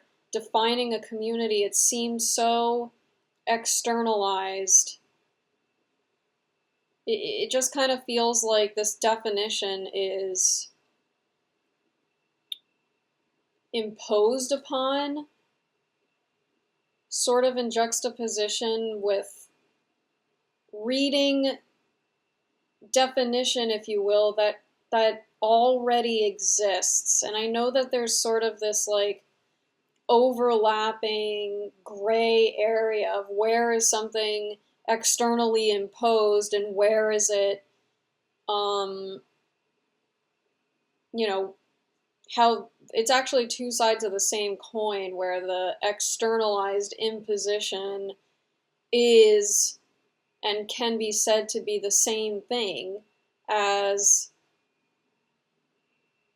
reading and interpreting that which already exists, if you will. But there's a different quality, there's a different feeling in the experience. And the externalized imposition feels different than a sort of sense of perhaps even that preference, that innate preference, that innate knowing. And perhaps, I mean, I'm not saying this as though they have to be perceived as mutually exclusive. Just that in terms of defining a community, I just sort of wonder if it can, like, what would the implications be? What would appear to happen if it wasn't logically defining, okay, this is what a community should be, this is what a community means from a sort of logical, I don't know, I guess what does community feel like? Like, I guess starting from what does community feel like, perhaps more than what does community legally, through these, this is what we want a community to be, so that there is order, so that there is perceived logical, practical order, reasonable order.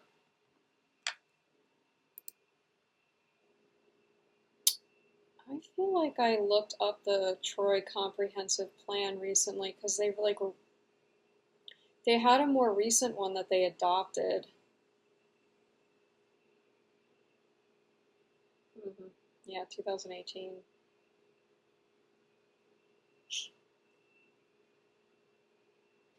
Okay. Well, I didn't have that recorded. So I guess oh well. Okay, anyway, I don't think that this comprehensive plan really gets into the installation and implementation of a board versus a commission or anything about that. So I'm going to put a pin in that.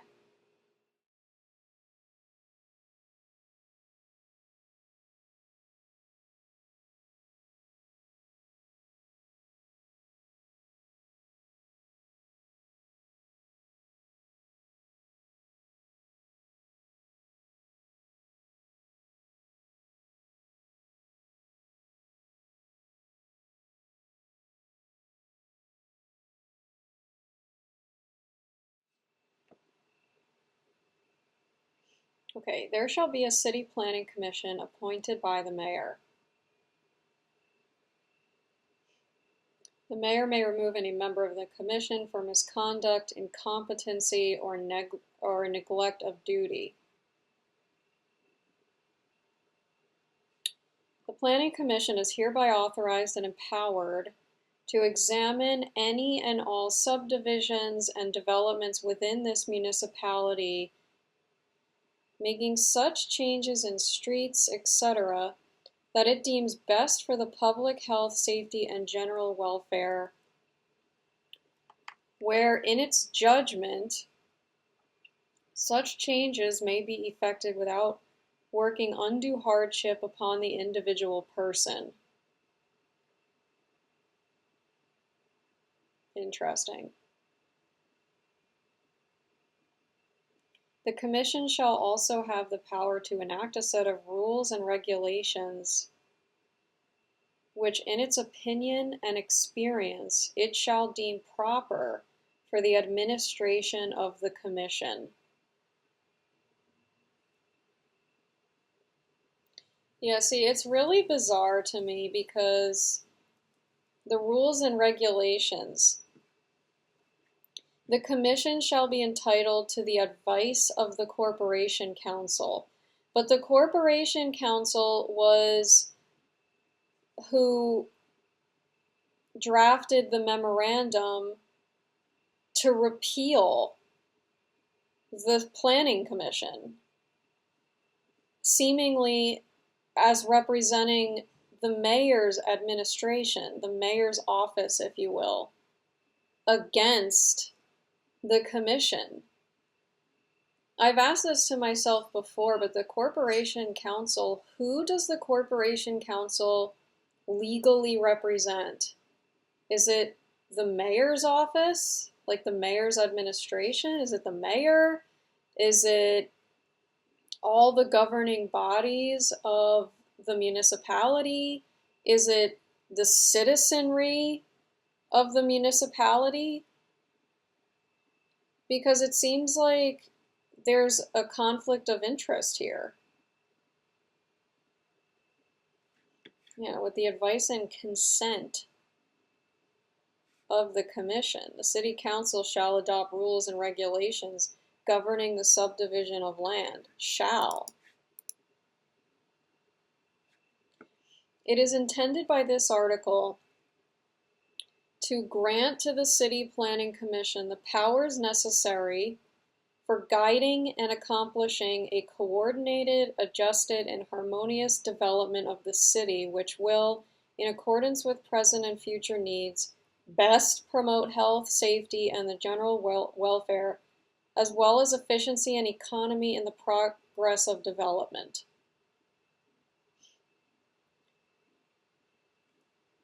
The Planning Commission may vary, subject to appropriate conditions, such requirements of the regulations established as provided in this section as in its judgment of the special circumstances and conditions relating to a particular plat that are not requisite in the interest of the public health, safety, and general welfare. When making its determination as to the improvements to be required, the Planning Commission shall take into consideration the prospective character of the development and the allowed density of population under the applicable zoning. The Planning Commission shall also hear and decide all matters upon which it is required to pass under such regulations. In addition, the Commission shall adopt rules and regulations in respect to procedures before it and in respect to any subject matter over which it has jurisdiction. I don't know. I don't know. 3 members shall constitute a quorum. It's interesting because the memorandum was talking about how the absence of members delays the process or something, because if a member wasn't present during the previous applicant's appearance, when they show up again, they have to repeat themselves because the member who wasn't there before is now here and perhaps is asking new questions and making new suggestions and recommending new directions. And so the memorandum was saying this is, I might be putting words into its mouth, but basically saying it's inefficient and costly and is part of why there is a desire to repeal the commission, when all that's needed for a quorum is 3 members. Former Chapter 72 Planning Board, adopted June 15, 2004, and then was repealed in 2012. Yeah. Personal preferences have no role in decision making. I'd say, according to the numeric sense, that may not be the case. Okay, so this was in 2012, when there had been a planning board, which was then replaced by a planning commission. It's so ping-pongy. It's like it's so repetitive. Anyway, okay.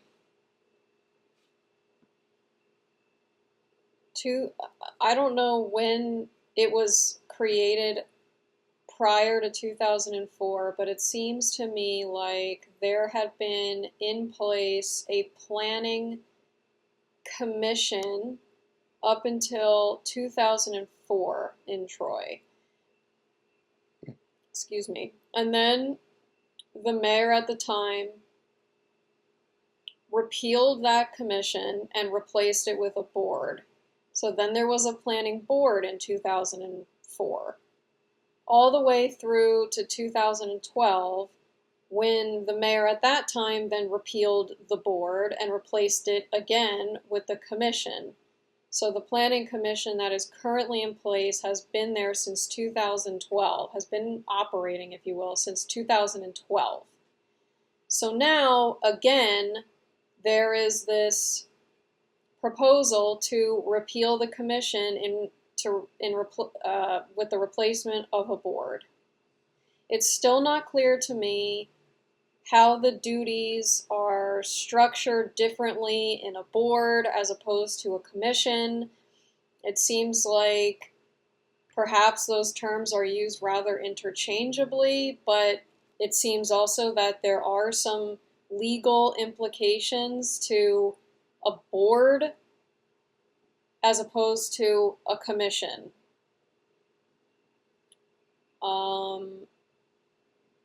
Overall, it just is this pattern of supporting a pattern of, I'm using this term very loosely, but caving in to the demands, the perceived demands and threats of development, of economic development. There's this perception that economic development rules, and where there is any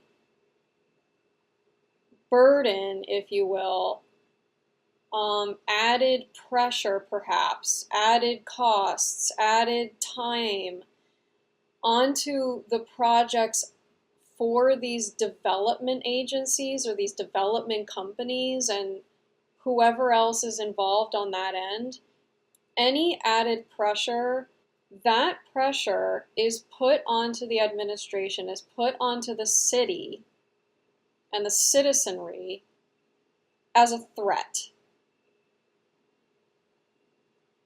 Seemingly a threat of a lawsuit, also a threat of pulling out of the project, perhaps even a threat of expressing quote unquote like negativity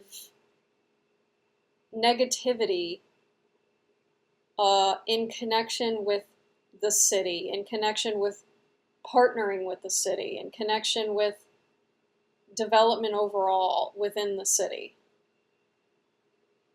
And so the development, the economic development, appears to have this ultimate authority because it has the capacity to incite fear into the city, into the identity, if you will, the operations, the administration of the city. So it's just this pattern of a power dynamic where the ruling class, if you will, is the developmental authorities or the developmental entities, the developmental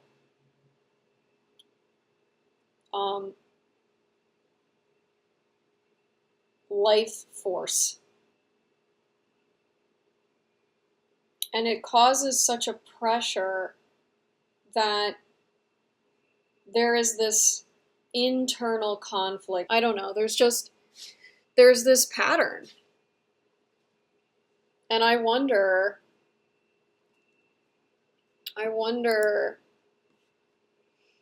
what happens when this pressure continues to build up, because this feels like a moment. It feels like a moment where what has perhaps worked before in shifting around the legal structures, if you will, of planning entities. Like you shift around the legal structures of governing bodies, and perhaps that has worked in the past, perhaps that has aided forward movement in moving projects forward. But I just get the sense that shifting around in legal structures, in this repetitive cycle, in this recycling of ideas, this recycling of perspectives, this recycling of answers, if you will, to problems, that it's not going to work.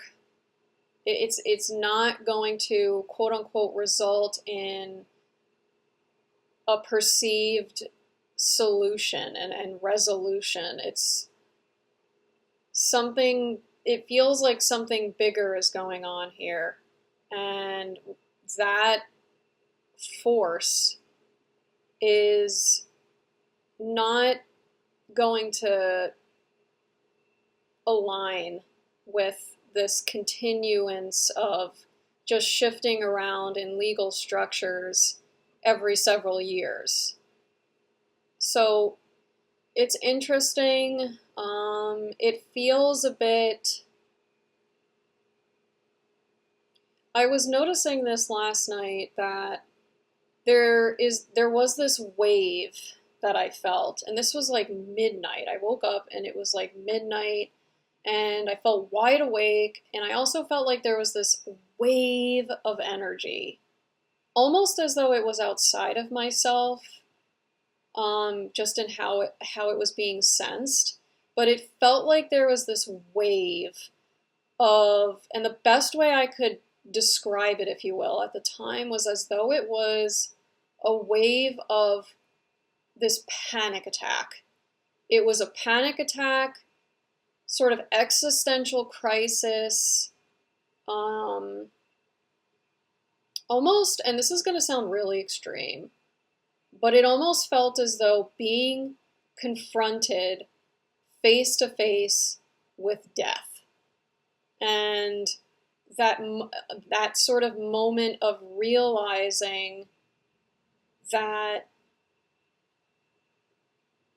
there is a life and death situation at hand. And again, this sounds very extreme. It sounds very dramatic. To a degree, it even felt at the time like there was this feeling of this is really scary, fear here. And I've talked about fear with myself, and I've experienced fear in myself, but this was a different kind of fear. This quality of fear was what sort of landed in me as panic, as a panic attack, not knowing what to do. And in that moment, I sat in that with compassion and empathy and sympathy, because even though it felt and was sensed outside of myself, I still felt it within myself, from within myself. And I've also had experiences of deep, intense fear, and I still do. So in that sense, and that moment, it was just this, wow, deep breath. And so I don't know where I'm going with this, but it's just interesting, I suppose, bringing it back to this notion of quorum, and this notion of, there's a couple of things that I'm seeing correlations with, and what I've been sort of strings that have been continuous, threads that have been continuous in the videos of late. And I took notes as I was, there are these strings currently, anyway, these are the current sort of strings that I'm picking up on, is this notion of preference, this notion of this personalization of preference, this personalized experience of preference and the expression thereof, but then also this notion of innately sensed, a sense of preference that is bigger than one's egoic self, egoic contracted perception of self. It's this sort of greater than self sense of preference that is hardwired. So it's this notion of preference, how that is expressed in governance, how that is expressed in bodies, if you will, of governance, and the body, the self, the governing body of self, and how that preference is expressed in and related to in the governance of self, in the discernment through self. So that, and then in connection, in juxtaposition, in contrast with this perception of policy creation, policy determinations, policy administration, and what it even means to set policy, and how that correlates with this notion of preference. And where does policy come into the picture there, especially in connection with that sense of discernment within oneself, that sense of governance within oneself, and the aspects of self in relation to the self, and then in relation to the environment, if you will. And then just also, it sort of connects with that, but this idea, this implementation, this sort of conception of police power, and that kind of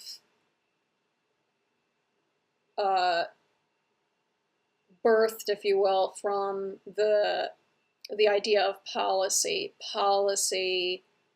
being intimately connected with policing, having that similar etymological foundation.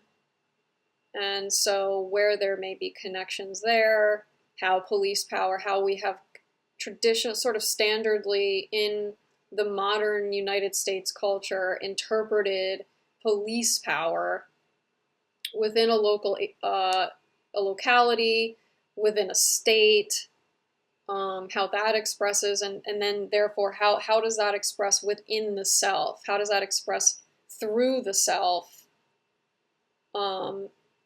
That is then mirrored sort of externally. How is that mirrored externally? Is it aligning?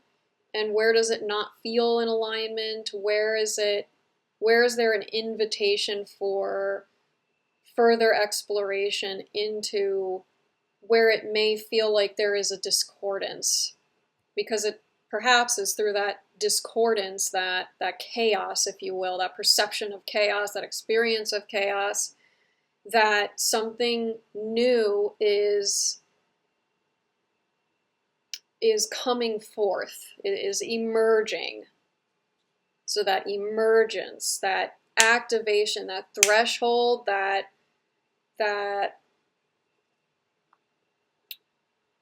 tipping point of, I forget, I feel like there's a terminology here, but how, similarly to how that emergent randomness was described, was expressed in connection with the bacteria and the illumination, and that moment of quorum. We've reached that quorum, that preference, perhaps, and noticing and observing within oneself through discernment, through awareness, conscious awareness, what is the direction? What is now the direction? Good morning.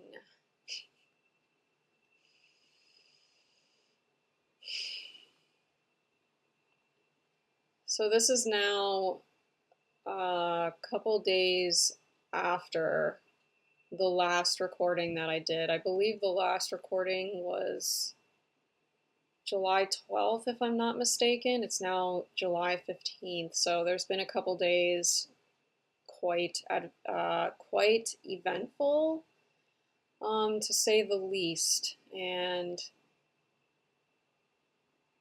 interesting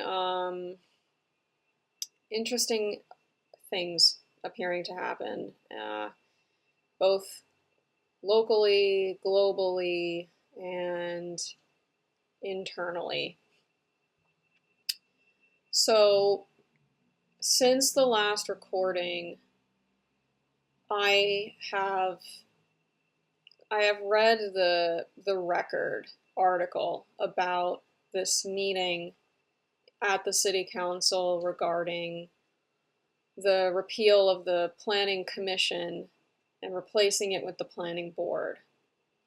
I had not, up until reading that article, really found a lot of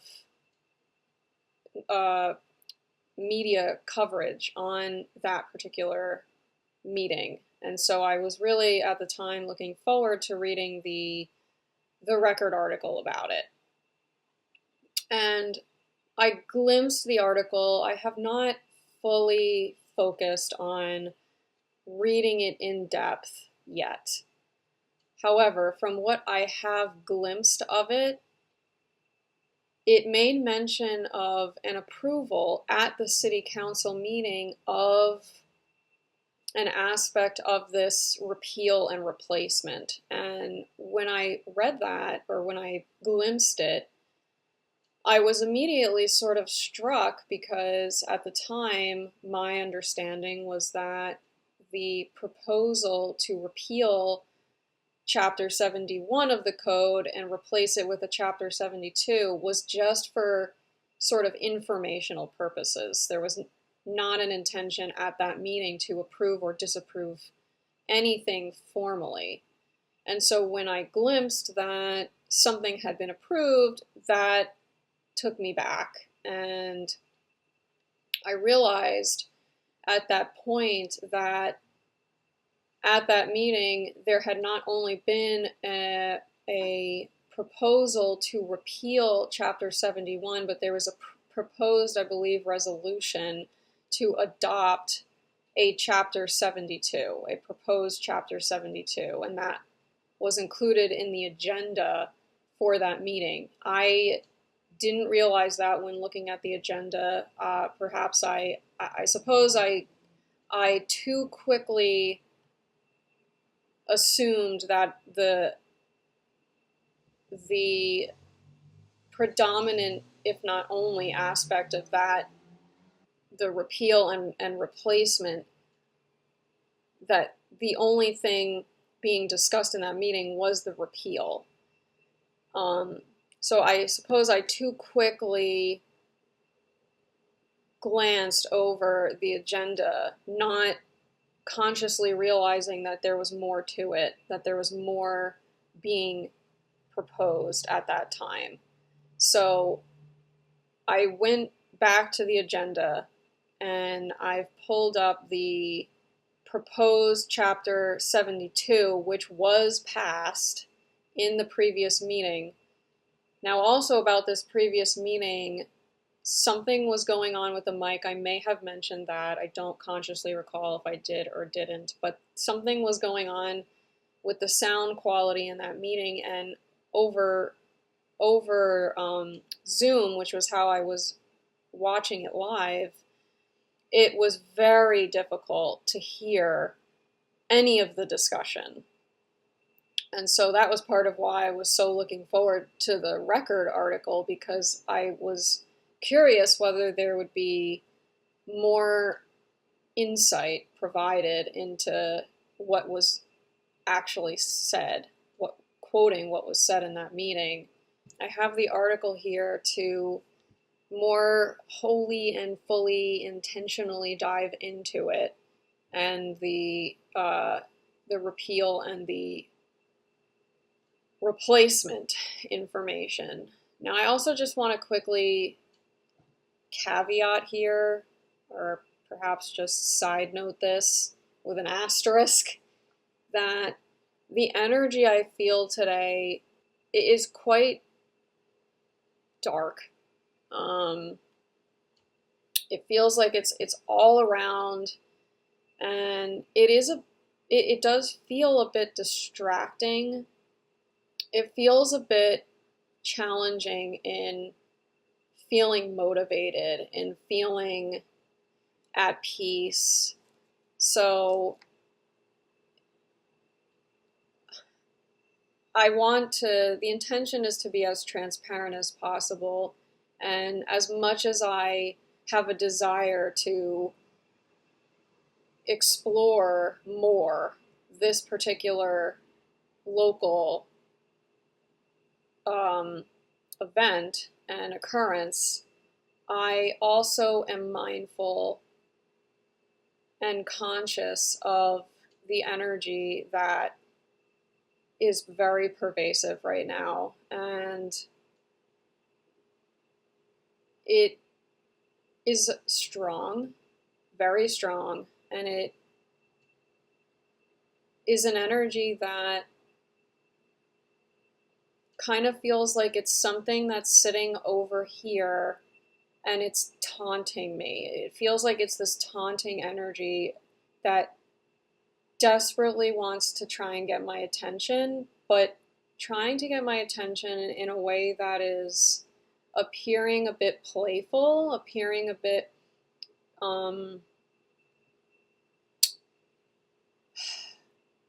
it's extreme to use the terminology sinister.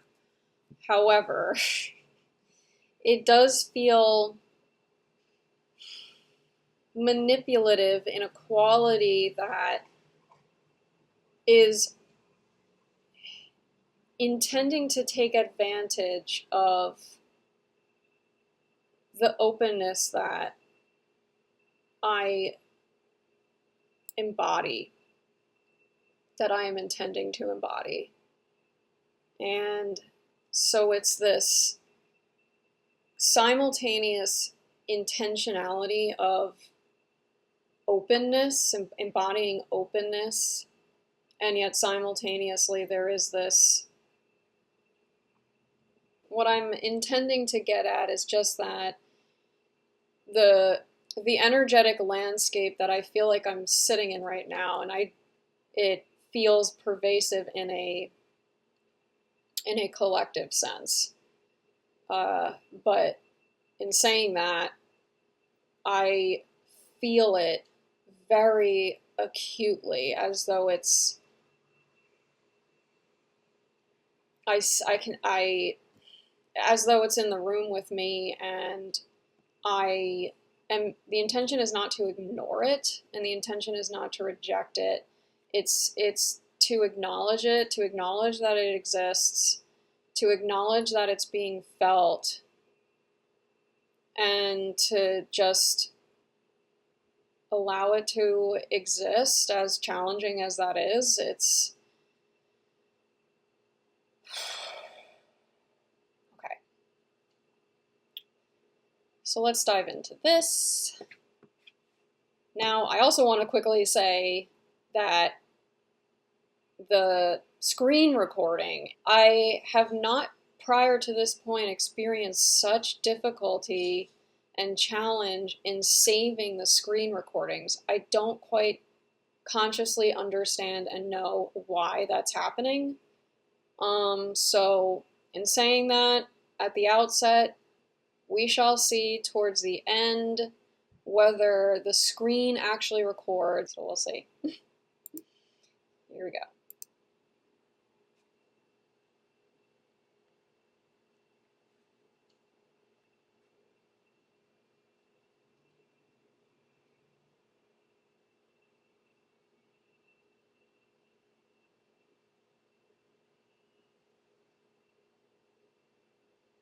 Yeah, the law could only be introduced on Thursday. The law to repeal Chapter 71 could only be introduced on Thursday and will be voted on after a public hearing at the next meeting on July 25th.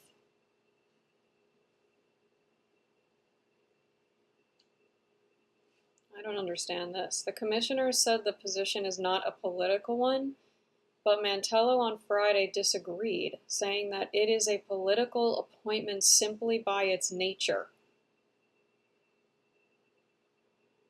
That's a bit strange.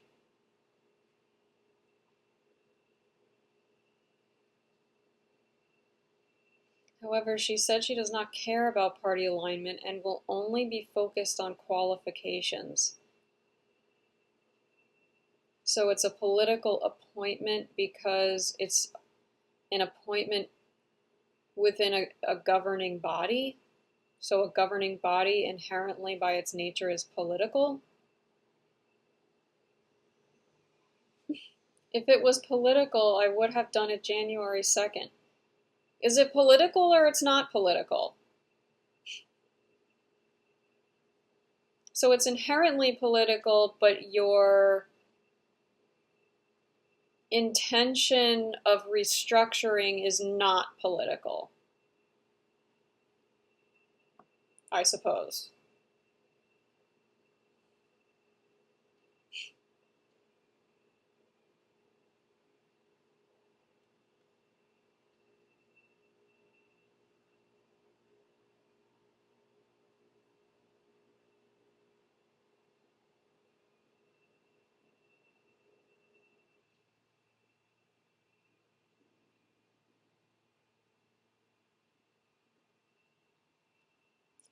Okay, so here is the current chapter 71. So this is the current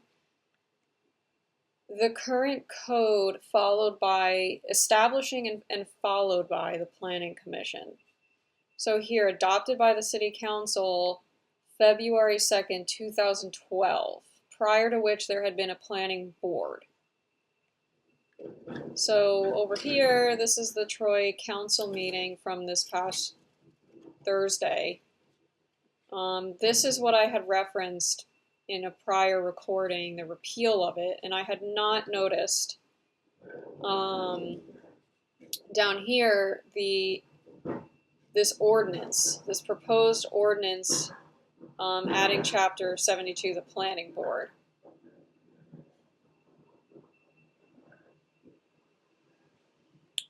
So let's go down to that. So here is the proposed ordinance adding chapter 72.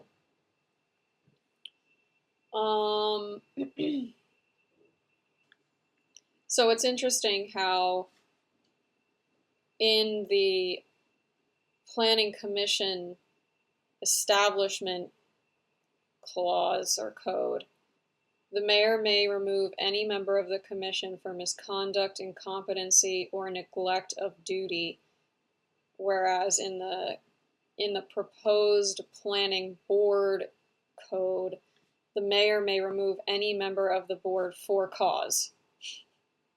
So that's a much wider breadth. Okay, so the special authorization and powers clause does not appear to be different in any way. It appears to be the same with the exception of replacing planning commission with planning board. Interesting here also how the difference in what constitutes a quorum, where in the previous commission code, 3 members of a, is it 5? 7 members on the, okay, so there shall be 7 members on the commission, and 3 members constituted a quorum. Whereas for the planning board, the board shall have, there shall be 5 members on the board, at least the way that this is currently written. There shall be 5 members on the board, a majority of which, I'm not sure what they mean by of the authorized membership, unless they mean at least 3 of whom must have substantial experience, or if they have filed their constitutional oath of office. I'm not sure what they mean by authorized membership, but a majority of the authorized membership shall constitute a quorum.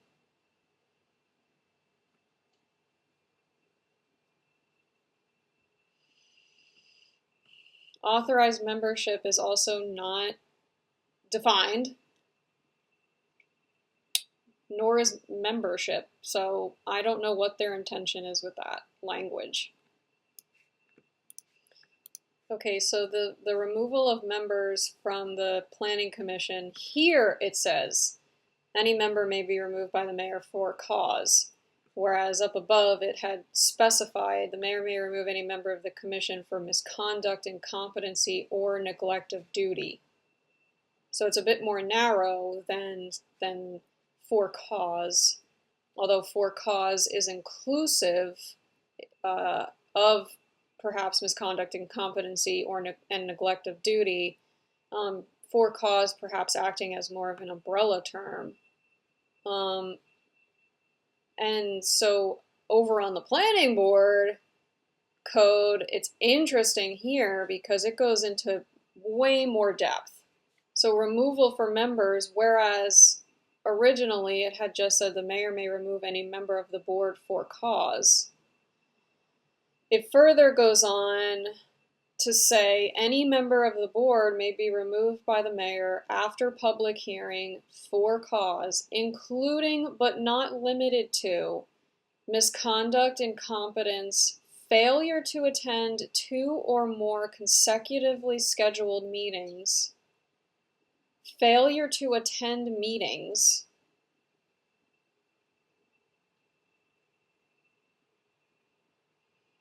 failure to complete mandatory training requirements, or other neglect of duty.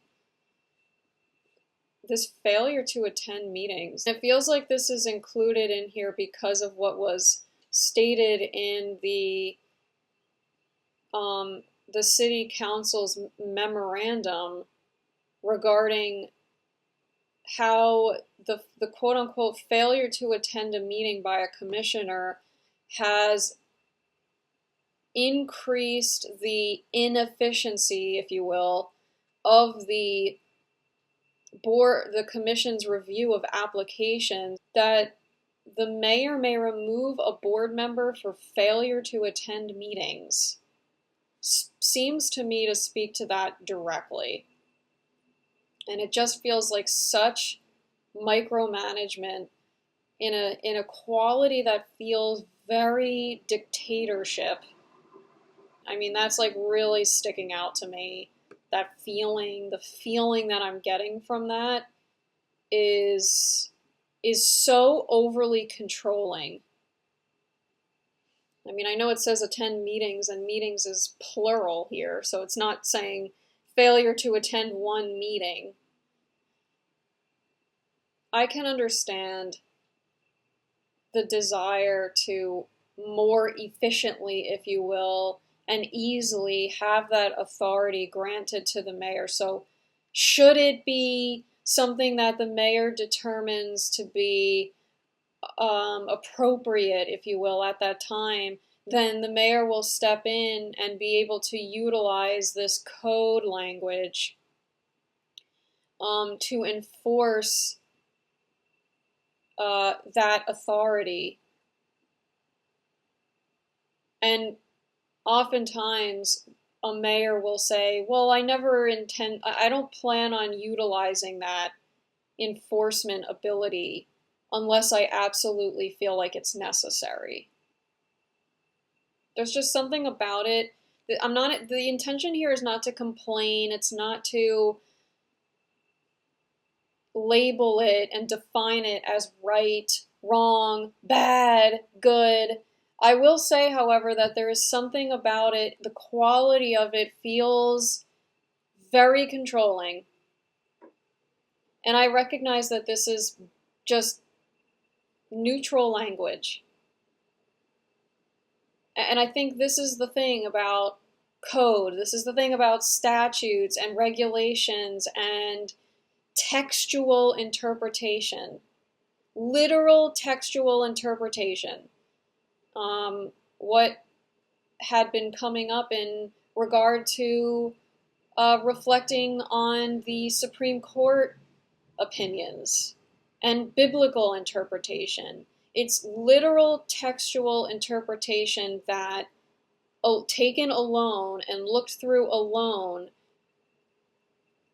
feels of that very controlling, or it has the potentiality, if you will, of that I don't know. There's just, anyway.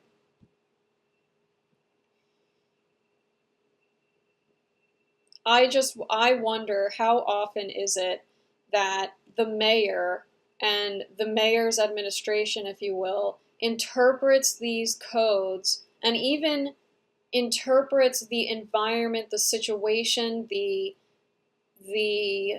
testimony in a more holistic perception. And I guess I wonder, what would the language, if there has to be language at all, how would the language shift when looked at from a more holistic perception, if it would shift at all?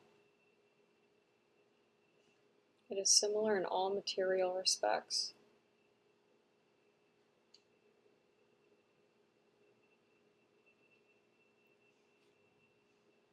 It's interesting because,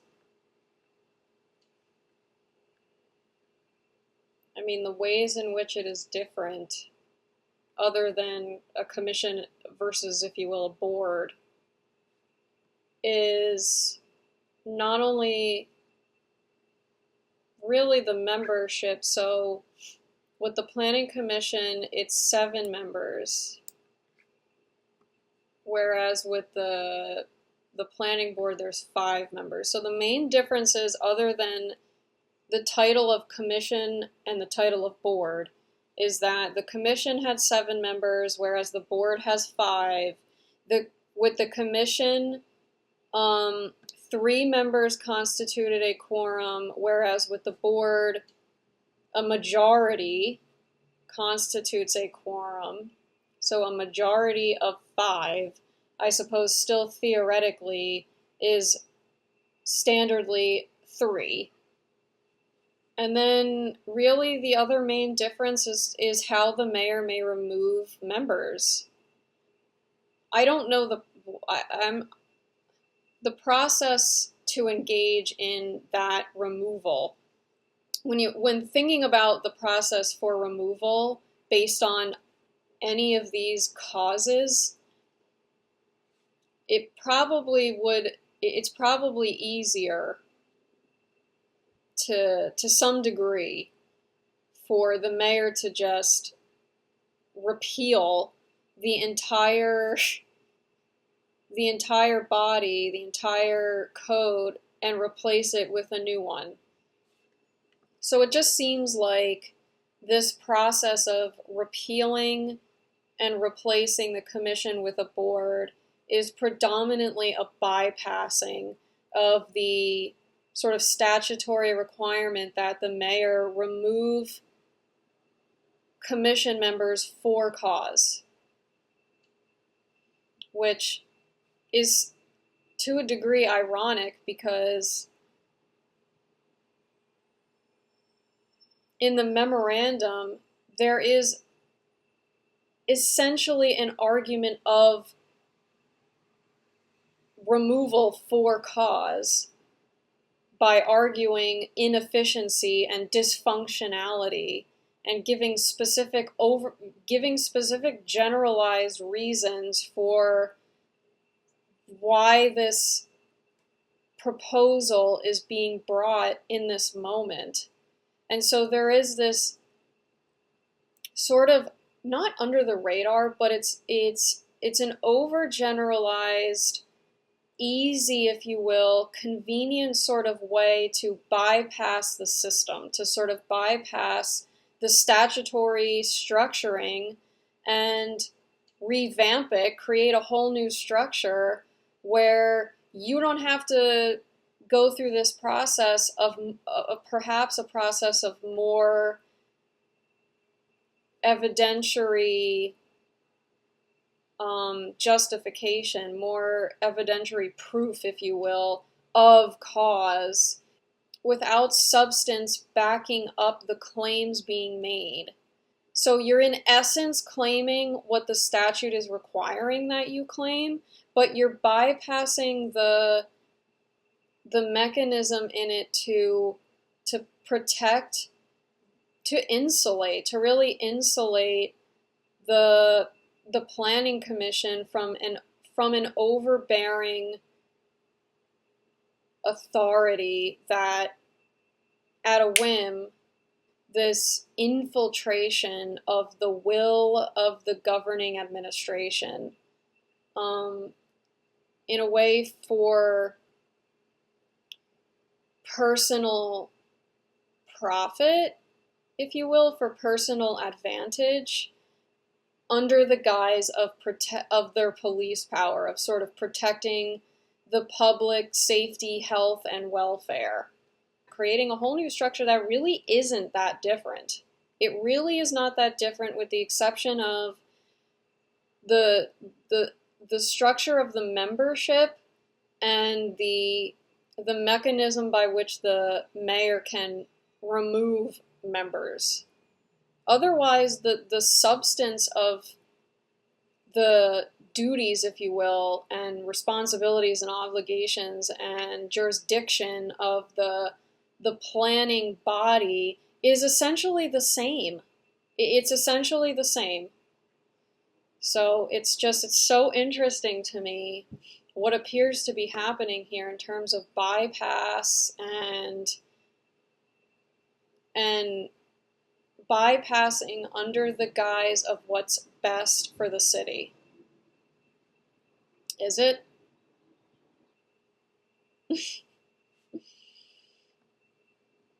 There seemed to be some room for exploration there.